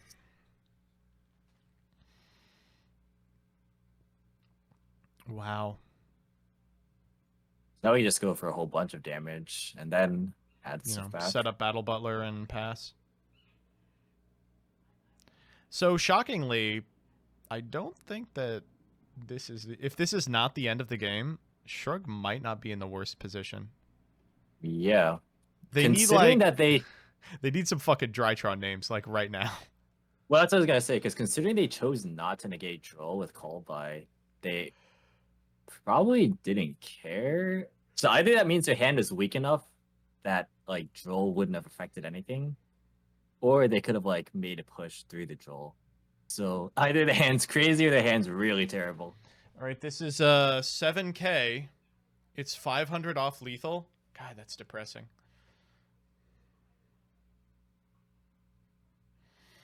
Yeah, it's close. Can we kill with Wait, with yeah, you can just Lampsies on your Lampsies on opponent's your turn. opponent's turn? Yeah, you could definitely do it. So Yeah, we that's just pretty- main two, pretty easy. yeah, tag Doodledo Main out, two, get back the add fusion back. spell, rocket ride to Fusion, put a Lampsies back whatever. on field. Yeah. This is extremely simple. Yeah. You can, if you're Shrug, you can win by attacking your Orange. opponent. Orange. Oh! Okay, so the answer was their hand was not good. What the fuck are they trying to... It would have to be... I can't think of a single card that gets them out of this. I'm pretty sure they are just dead here. Yeah, they have 0 Drytrons. like Like if they I had a don't know. name... Maybe? It could be Ava? Maybe Ava would... No, Ava wouldn't do it. They would need to have put Pot of Desires in their deck. Yeah. And then draw it. Yeah. And then draw name plus something to use. You know what does do it? What does it? Red Eyes Fusion. Yes. Alas, Shrug says that card's bad, so... Diviner does not do it. Diviner absolutely does not do it. It's a good card, but it doesn't do it. All right, let's see Meteonus. The fuck are you sending with Meteonus? Oh, okay. And that means we've Well- got 2 PKs in finals, folks. Prank Kid versus Phantom Knight. This is going to be the PK mirror. Battle for naming conventions, just like Thunder Dragon versus True Draco. Exactly. And shouts out to the 16% of you that picked Prankid. You're getting a 1 to 6.5 on these odds. Well, folks, it is time. 8 rounds of Swiss, 4 rounds of Top Cut, a bunch of really sick, amazing, awesome decks and strategies have all come down to this. PK versus PK. Prankid versus Phantom Knight. And I gotta tell you, these are two absolutely sus imposter deck lists. I am so excited to be casting alongside my co-commentator, Sir Emanon. How are you doing today? Doing great, although I think the real PK deck is missing from the finals, and that is Penguin Combo. Is the combo with a K? Is that what's going Yeah, on with here? a K, because I couldn't think of anything else. Well, unfortunately, we will not get to hear speculation for much longer. This is it. Feraldo on Phantom Knight, MGMFA on Prankid, MGMFA multiple time top cut CSM participant. Went through a ton of players to get here that are storied in this tournament, and now has lost the die roll. Let's go! Well, it was a good run. Yeah, you tried your hardest. I will say, this is an interruptible open. Phantom Knights of Torn Scale, is good. It's not the best possible thing you could be normal summoning. Well, Silent Boots in the hand makes it slightly better. From here, we're going to go into Cherubini. And we'll be able to get that started as well. A pretty good one, yeah. Now, is this the pilot that plays Skarm in their list? Let me check. I do not think so, but they might be. Ooh, sending gloves here. Oh, well, there's Seer. In the hand, exactly where it needs to be. Having the traps in the grave is always nice, just because kind of like a somewhat of an insurance on or against Nibiru, making sure that the Rusty always resolves, pretty much. Nah, this player has taken their normal pills. They are not on Skarm. No Skarm. Skarm was cool to see. Not seeded top cut based on Swiss? Yes, it is. Ooh, they're on the Staingreaves too. I really like Singleton Staingreaves in this deck. I think it's so sick. So because we banished the Phantom Knight, we get this back. Yeah, you get the Torrent Scale, and now you can summon the Staingreaves from hand. Yep. It's great when you have a high density of PK cards, which I'm pretty sure they opened 3. Yeah, because it was 3 PKs plus Seer plus whatever this last card is.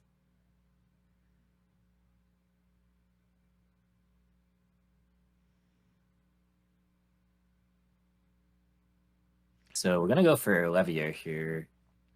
So we're going for one of the sort of high impact combos. I suppose we will be summoning the Ancient Cloak back, as it's the only target, and from here we can pop all the way off if we so desire. Yep. Finally activating Rusty Bardish. I really like holding this just as long as possible. This card is a hand trap magnet. This deck just has so many very powerful effect activations that you oftentimes don't have a good point to hand trap until you see Rusty come down and you go, oh yeah, obviously, like we're gonna hit Rusty. So as far as you can get without him, the better. Yeah. OCG Brave PK combos right now, they like to go into double Levier into F0 for the Utopic Draco future. But as it stands right now, that's probably not very good since there are no monsters banished that can be brought back. So we're just gonna go Breaksword instead, which is conducive to Dragoon shenanigans. Yep. Pinguster, I have never played a competitive REL event like that. Can you imagine if you go undefeated in Swiss, you just get to win all your die rolls and top? Whoa, that's such a sick Ghost Bell. Oh, this deck has so many opportunities to Ghost Bell, and they held it exactly for that. Breaksword summoning back 2 4s meant potentially Raiders Knight, and we saw the Requiem Dark Rebellion Xyz Dragon, which is like 5 or 6 monster negates. That's so important. Yeah. Oh, wow. That just denies so many interruptions. That's really, really good discipline from the Franken player. So Gloves is going to send a sword, or a Fog Blade here, which already activated, but putting it in Grave's not bad because it makes it so that Breaksword becomes another interruption via the Rusty on the opponent's turn, so that's fine. Amaris, Soval deck lists for top 16 are going to be up on YGO Pro Deck tomorrow. Indeed. All right, and we get another search here.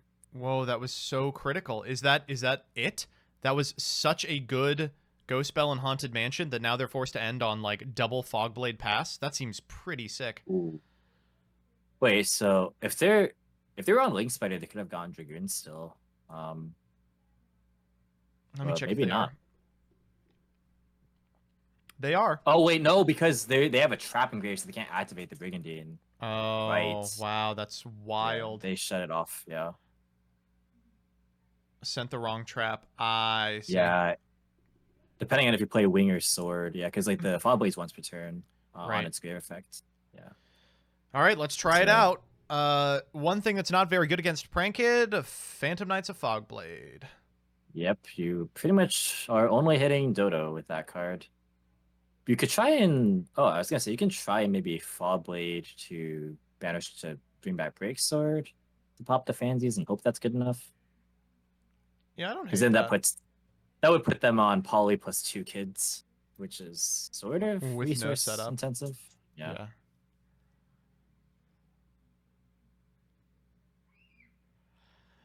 Okay.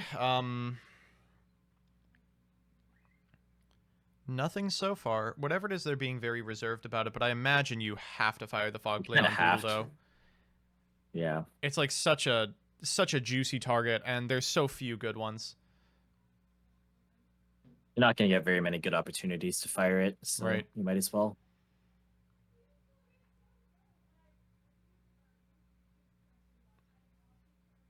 But this, I mean, you're not complaining if you're MGMFA right now, to be honest. Oh, no, certainly. You did not think you would get this far. I mean, so we've gone through 3/4 of the Prankid cycle. We can trigger the Lampsies and the Roxys, I believe, this turn as well. And one thing that's really strange about this matchup is how gummy it gets, right? Like, oh god, Poly in hand, incredible.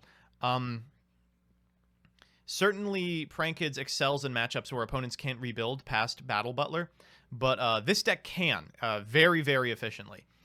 And here we're bringing back the Breaksword at link points, so after the Polymerization resolves, we get the trigger of the Phantom Knights of Breaksword as well. This is interesting. I wonder if they're going to try and hit the Rocket Ride. I mean, I imagine. Oh, it's going to be Washer here. That's interesting. So we get to chain link to pop the rocket or the Weather Washer. Chain link 3 Forbidden Droplet, sending a what is that? Another Forbidden Droplet? That's another droplet. Hand. All right, so Resolution will negate the effect of the Rusty Bardish. Take the 5 and go grab a Roxy's. I wonder why they went for Weather Washer. Because I mean, if you could tag out on your own turn, it would make sense to like dodge the Rusty. But like, what are we doing now? Just going to combat? Suppose. Oh nope, that's why they went for Weather Washer. They have the instant fusion in hand. Understandable. All right. Okay, let's go get that Rocket Ride. So what is this last back row? Because we see all 3 of the Fogblades. And we know it's a Shade. The Shade Brigandine is the search. Yeah, the one on the left. Yeah. So the one under the Levier has to be something crazy. Call by the Grave on this would be pretty good. Apparently, probably would have called by the Grave initially. Like the first one. Yep. So both players are pretty low in resources right now, but I mean, you can never count PK out entirely. Both of these decks are just so competent at rebuilding if they're left any resources whatsoever.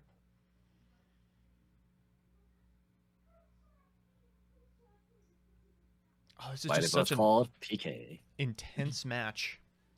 Yeah, very, very, very close. It could turn easily depending on if one player mismanages resources. Chat's pegging them on rank up Magic. I don't know about that. Could be.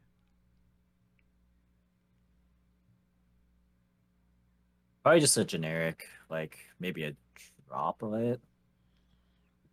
I feel like we've had pretty good opportunities to droplet. Also true.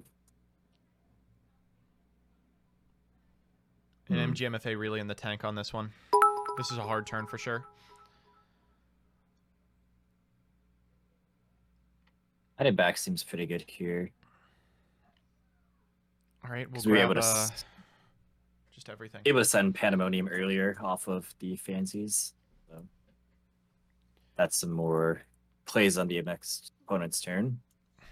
So this is kind of crusty, unfortunately. Like, you can walk over the Rusty Bardish, but like you're leaving them the Leviair. You know they can just get the Rusty back with the Fog Blade. And that's the big thing. Yeah, it's a rough one for sure. It's like, do you value the Rusty Bardish coming back and then you like firing Pandemonium through no interaction so that you can get their guy banished? Or do you value the Leviair because it could translate into a Dragoon? I mean, it really feels like a no-win situation despite the fact that we're so ahead on names. Yeah, I kind of do like the Fam Knights player's position here. Ooh. Now we're seeing some of the Spice and MGMFA's list. This is... Wow, this is crazy. Yeah, so this is a good way to kind of apply pressure on this turn right now. Mm-hmm.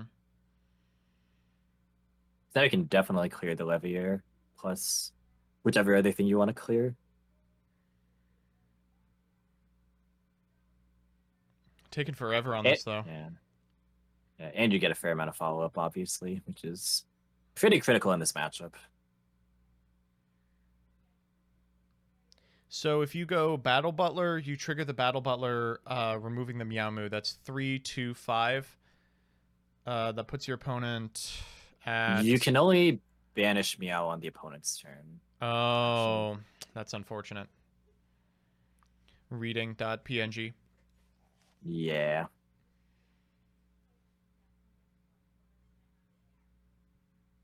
So that's unfortunately not an option. But I agree, you definitely have to get rid of Leviair. Yeah. I messed this up. Whoops. Oh, do we not have enough to do it? Oh, no! Oh, we don't have the right types engraved? Red's not engrave. Red's in hand. They added it back. Oh, that's no. Painful. Oh, that's and there's the mismanagement of resources, right? That's like game-endingly bad, yeah. Actually, yeah, like that's Phantom huge. Knight with the Leviair and the access to the Rusty Bardish. You know your opponent has access to Battle Butler, but like, good luck. Oh, they didn't get rid of the Leviair either. Yeah. This is a rough one for sure. Getting back gloves, even.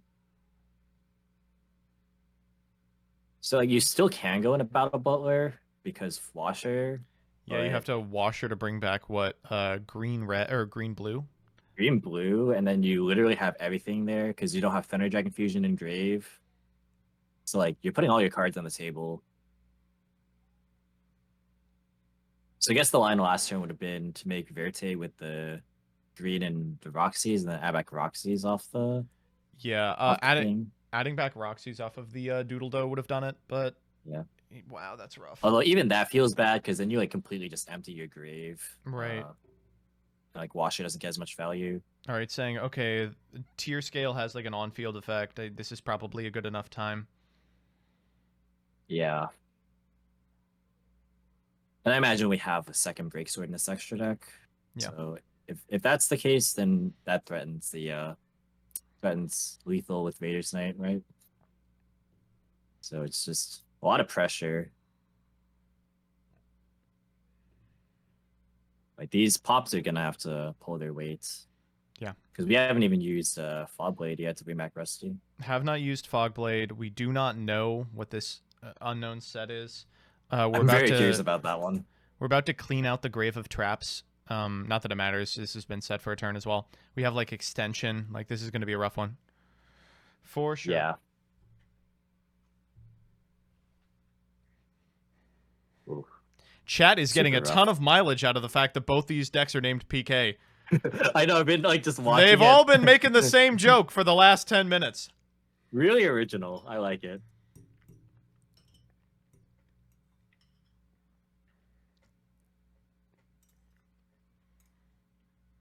If there's one thing we've learned about the Yu-Gi-Oh community, they will milk the same pot of greed joke for 20 years. So. Mm-hmm.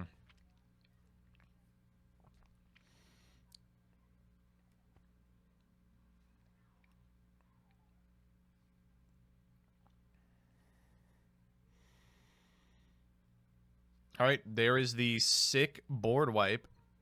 Yeah, and a lot of that got banished. We get blue and we get red here. Or I guess we don't necessarily have to get red.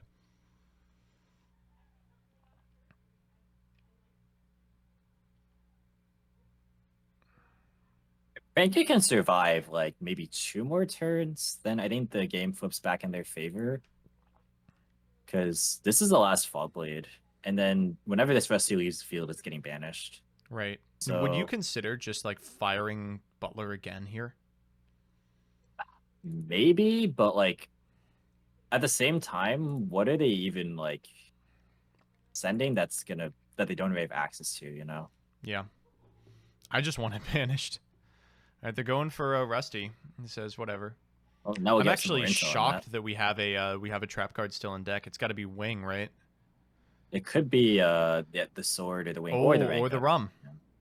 Yeah, the one that we were talking about. Yep. So this rum actually can't be used this turn now. Yeah. Because it's a quick play. Rail my asshole. Hard leg, thank you for the raid. We are actually going to Stain Greaves here to summon from hand, which is an effect that seldom comes up, but when it does, it's pretty nice. We have a Torn Scale, right? Yep, there it is. And making it 4 as well. Because Shea Brigandine. Oh, so we actually threaten lethal here. And we just hard make the Raiders Knight, and there's a Verite Anaconda conveniently in a tap position, so you definitely have to battle Butler. Mm-hmm. Otherwise, you just lose instantly.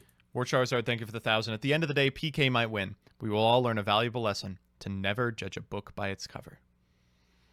So I guess you can send the sword or the wing, whichever one that we didn't send last turn, yeah. But then what are you bringing back? I guess we haven't normal summoned yet. So if you can get the break sword and then summon back 2 PKs that become 4, you can do the same Raiders Knight play. So it all comes down to if there is a monster in hand that can be normal summon that makes break sword, and if there's a second break sword in the extra deck. If those 2 conditions are met, then this could just be game. It's Crossout Designator instead. Oh, and that's wow, going to be it. Whoa.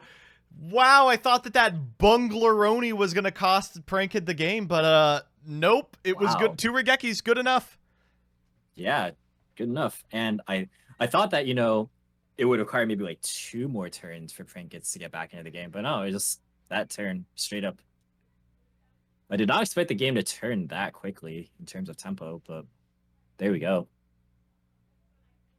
And thank you real quick to the 1,000 of you that have stuck around. We've been streaming to 1,000 people pretty much all day. I mean, that's incredible. That blows the viewership of this historically just out of the water. Wow. That is people fantastic. are excited to watch Crossout Gaming, I guess. Yeah. Or people just came from Twitter seeing the diverse top cut pie chart, and then they come. And then they showed up for the PK mirror. Yes, the PK mirror, yep. It really do be like that sometimes. All right, so PK is going to like to go first, forcing PK to go second. Don't encourage them. I'm sorry. All right, so this is the exact same start we saw last time. Yes. If they pitch Foblet, oh no, they're pitching Stingreaves even.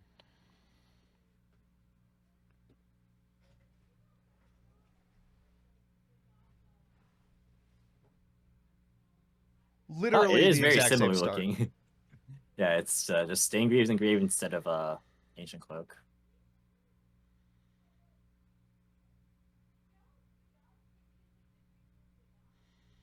So, wonder what hand traps there are for Frankids, because inevitably there's going to be one. Well, certainly none of them pair up nicely against Cherubini, so you would wait for that. Graph coming Yes. down, go for this here. This is one of the strengths of this card. This is one of the most powerful cards I feel still legal. Like sending for cost, its extension, it reborns itself. What an incredible option. Yeah, super solid. I actually really liked the 3-axis Dragon Link builds. Those were pretty cool. War Charizard, I will pat you on the back, yes. All right, firing off Rusty. I feel like they might be Valor Imperm. No, because there was a response window to the Carabini, so I was thinking maybe that was the case. Yeah, I mean, Rusty Bardish strikes me as the point that you would actually do it.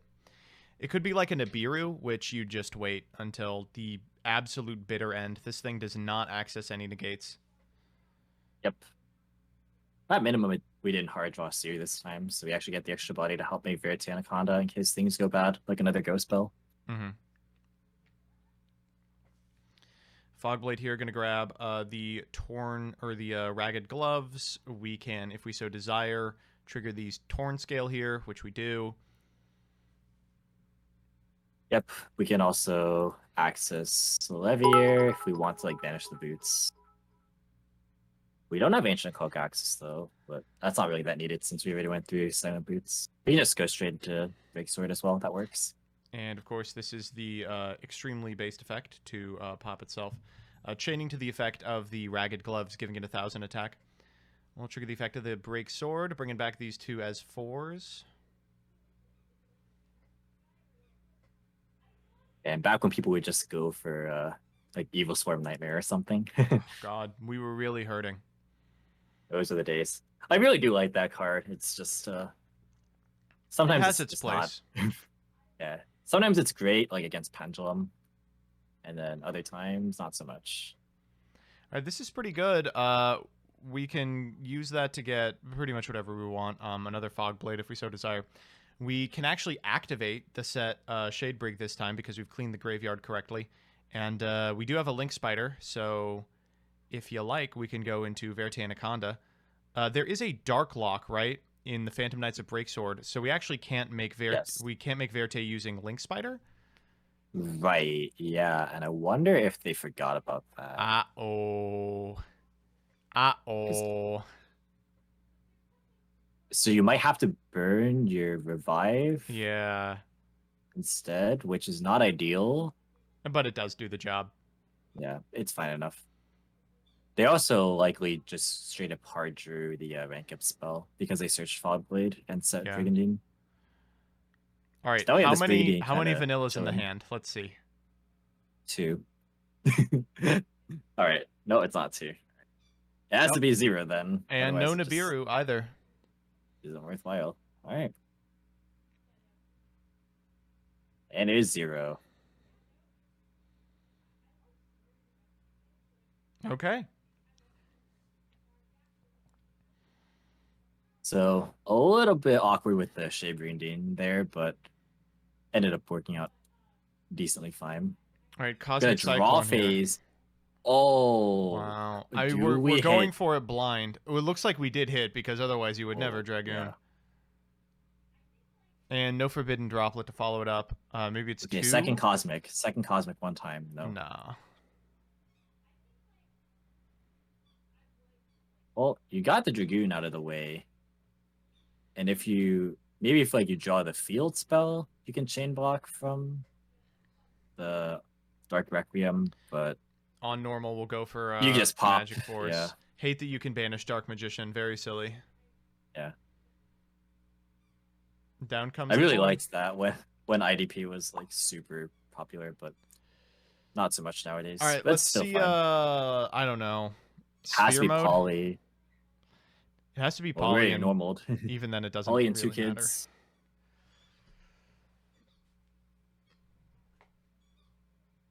Come on, Fusion Recycling Plant.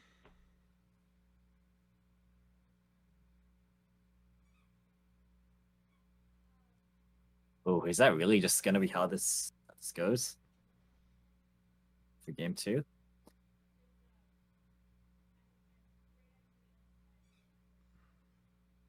Okay, triple attack Ooh. is good. What if we take the Requiem? Oh, which is what we're doing. Or the Dragoon, I guess. You take Dragoon. Dragoon battle and then You can pop, pop, attack. pop. Yeah. Clear the board. That's Not like bad. cool, but then they get the Dragoon back.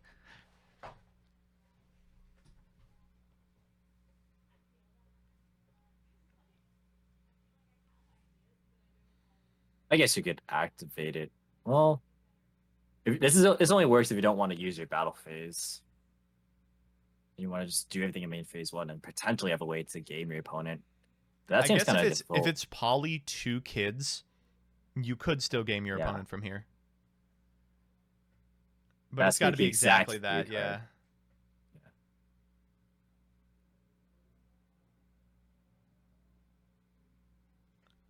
I did not know that wasn't once per turn. That would explain it. Yep, this is not a once per turn this effect. card's crazy. Yeah, it's 3 negates.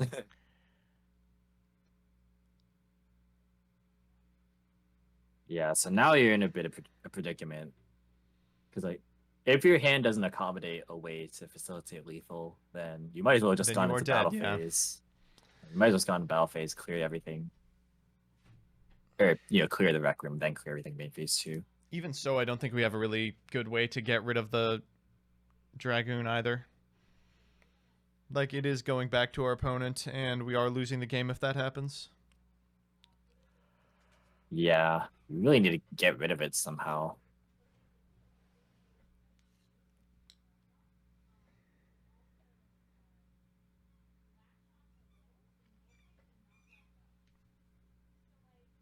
Yeah, already having used the normal, pretty tough.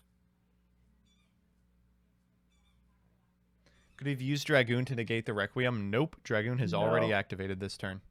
Yep.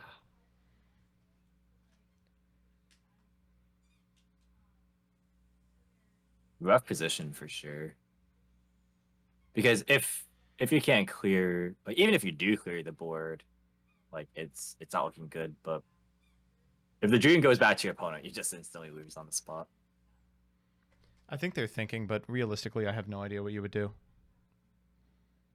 Set rotation. Oh, do you have a Mystic Mine in Yeah. here? That would maybe do something. That would be interesting. That would buy a lot of time. Nope. Ooh, really? Just going for plays? Sheesh. Yeah. Like recycling a plant would have been bad because then you just don't have anything to fuse with. Mm-hmm. If we have the poly already, this might do it, but I mean that's a big if. Right. I feel like that would have been an obvious line though. Mm-hmm. Maybe not. Maybe not. Maybe not. Maybe they're just trying to think of how they like want to force out the Requiem because it depends on if the Requiem is used in response to like one of the kids in grave here, but that seems unlikely. They might just hold it. Although the field spell can also block. The field spell messes this up pretty good, yeah. So we can go Lampsies, Dropsies, field spell, or we don't even have to Rocket Ride. Field spell here to chain block. Then the Requiem can't do anything. We can go to battle phase, clear the board, and then set up a battle butler, but like still does not get rid of the Dragoon. We have to link the Dragoon off for like just a random Phoenix or something, but that's doable.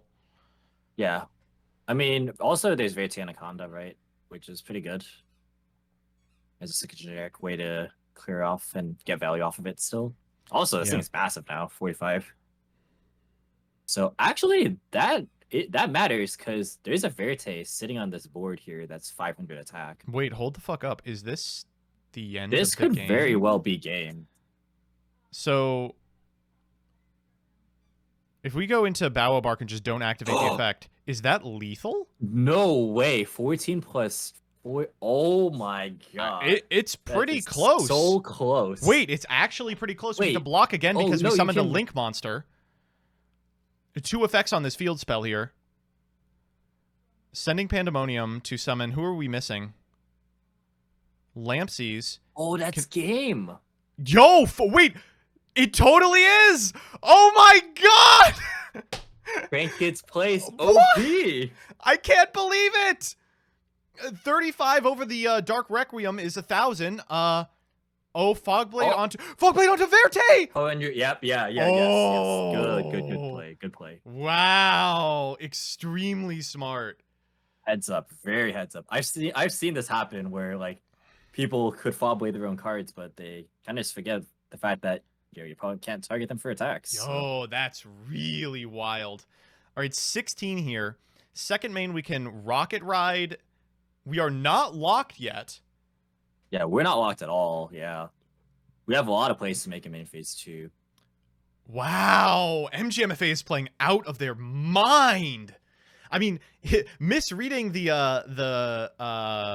Requiem is of course huge, but I am of the opinion that the mark of a good player isn't like, oh my gosh, I've comprehended every card on this extremely gummy board state. It's like if you mess up something, the ability to bounce back is just so much more important because even top players are going to mess stuff up. Adapting is so critical. You cannot enter game states like, if I do not play perfectly, I am going to seethe and mauled, because you're not going to. And MGMFA here just putting on a clinic on turning the corner even after a misplay. Right. Wow. So there are about 3 billion lines you can take here. Yeah, so this gets really tough right now, yeah. We've got... It's hard. Rocket Ride can bring back some number of prank kids. We can link the Dragoon and one of the prank kids off. Oh, we're linking now for the Unicorn. Oh, are we just going for we're gonna access? spin Fogblade? Oh, wait, we have no cards in hand. Yeah. So we go Rocket Ride here. I think spinning Fogblade would have been sick if that was able to... You can go to Verte with Dragoon and get Dragoon. Well, for what it's worth, MGMFA is not playing Dragoon. They can, however, go into Veritanic to grab Battle Butler. That's true. So Lampsies hasn't activated yet. So we could go like Nightmare Unicorn into access code, then Lampsies in order to... Or to deal 5, and then to set up a Verity Anaconda into a Battle Butler play. Oh, wow. Wait, we're going even farther. I actually don't know how much I like access code here, because like there's nothing on this board that is super threatening, and you don't want the Fogblade to reach grave, because that's the follow-up for Phantom Knight right now. So I don't like it either, but I don't understand what you're doing with the Unicorn on field in that case. Just using it as an extender to get another prank kid out of deck? Well, the prank kids didn't trigger off the Unicorns, so I'm not sure either. Well, it was used to get rid of the Dragoon, of course, but I mean, that could have just been easily a Verite Anaconda, surely, right?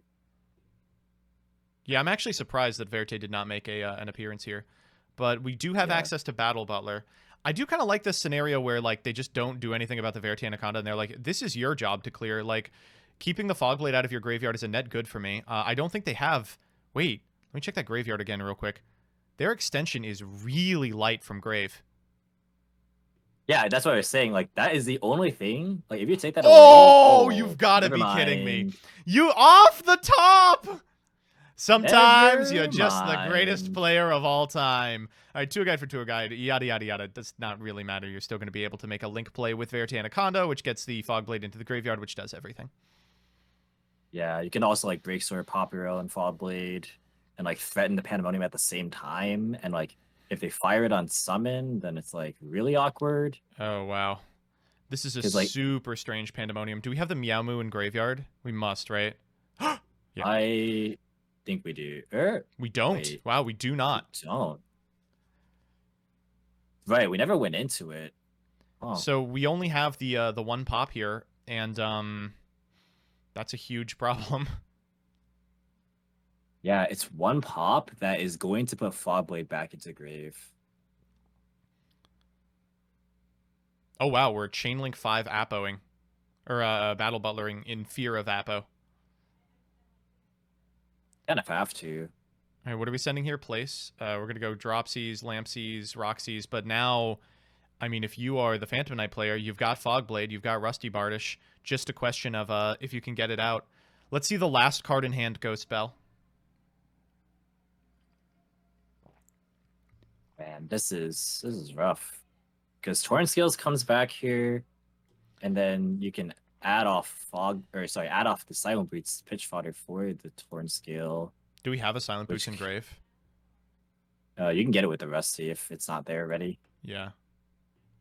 How we doing on swords? We've got one more Fogblade and the ideally Sword the is wings in banished. rotation. If you're playing sword and wing, I think that's kind of a lot, but it would be useful here. We've seen 2 swords, one of the shitty sword. We've got to have stuff to send, right? We've also seen the rum. Yeah. There's no way we're out of rusty targets. We at least have one more Fogblade. I sided a sword out! Oh no, he doesn't have any! Oh, This Rusty no. does nothing! Oh my Rusty's a god! vanilla. Oh, use fusion. Use fusion recycling plant. Holy shit. MGMFA playing out of their mind. A Wow, 2-0 that victory was that felt like crazy. 10 games in a row. Wow. Yo, that was crazy.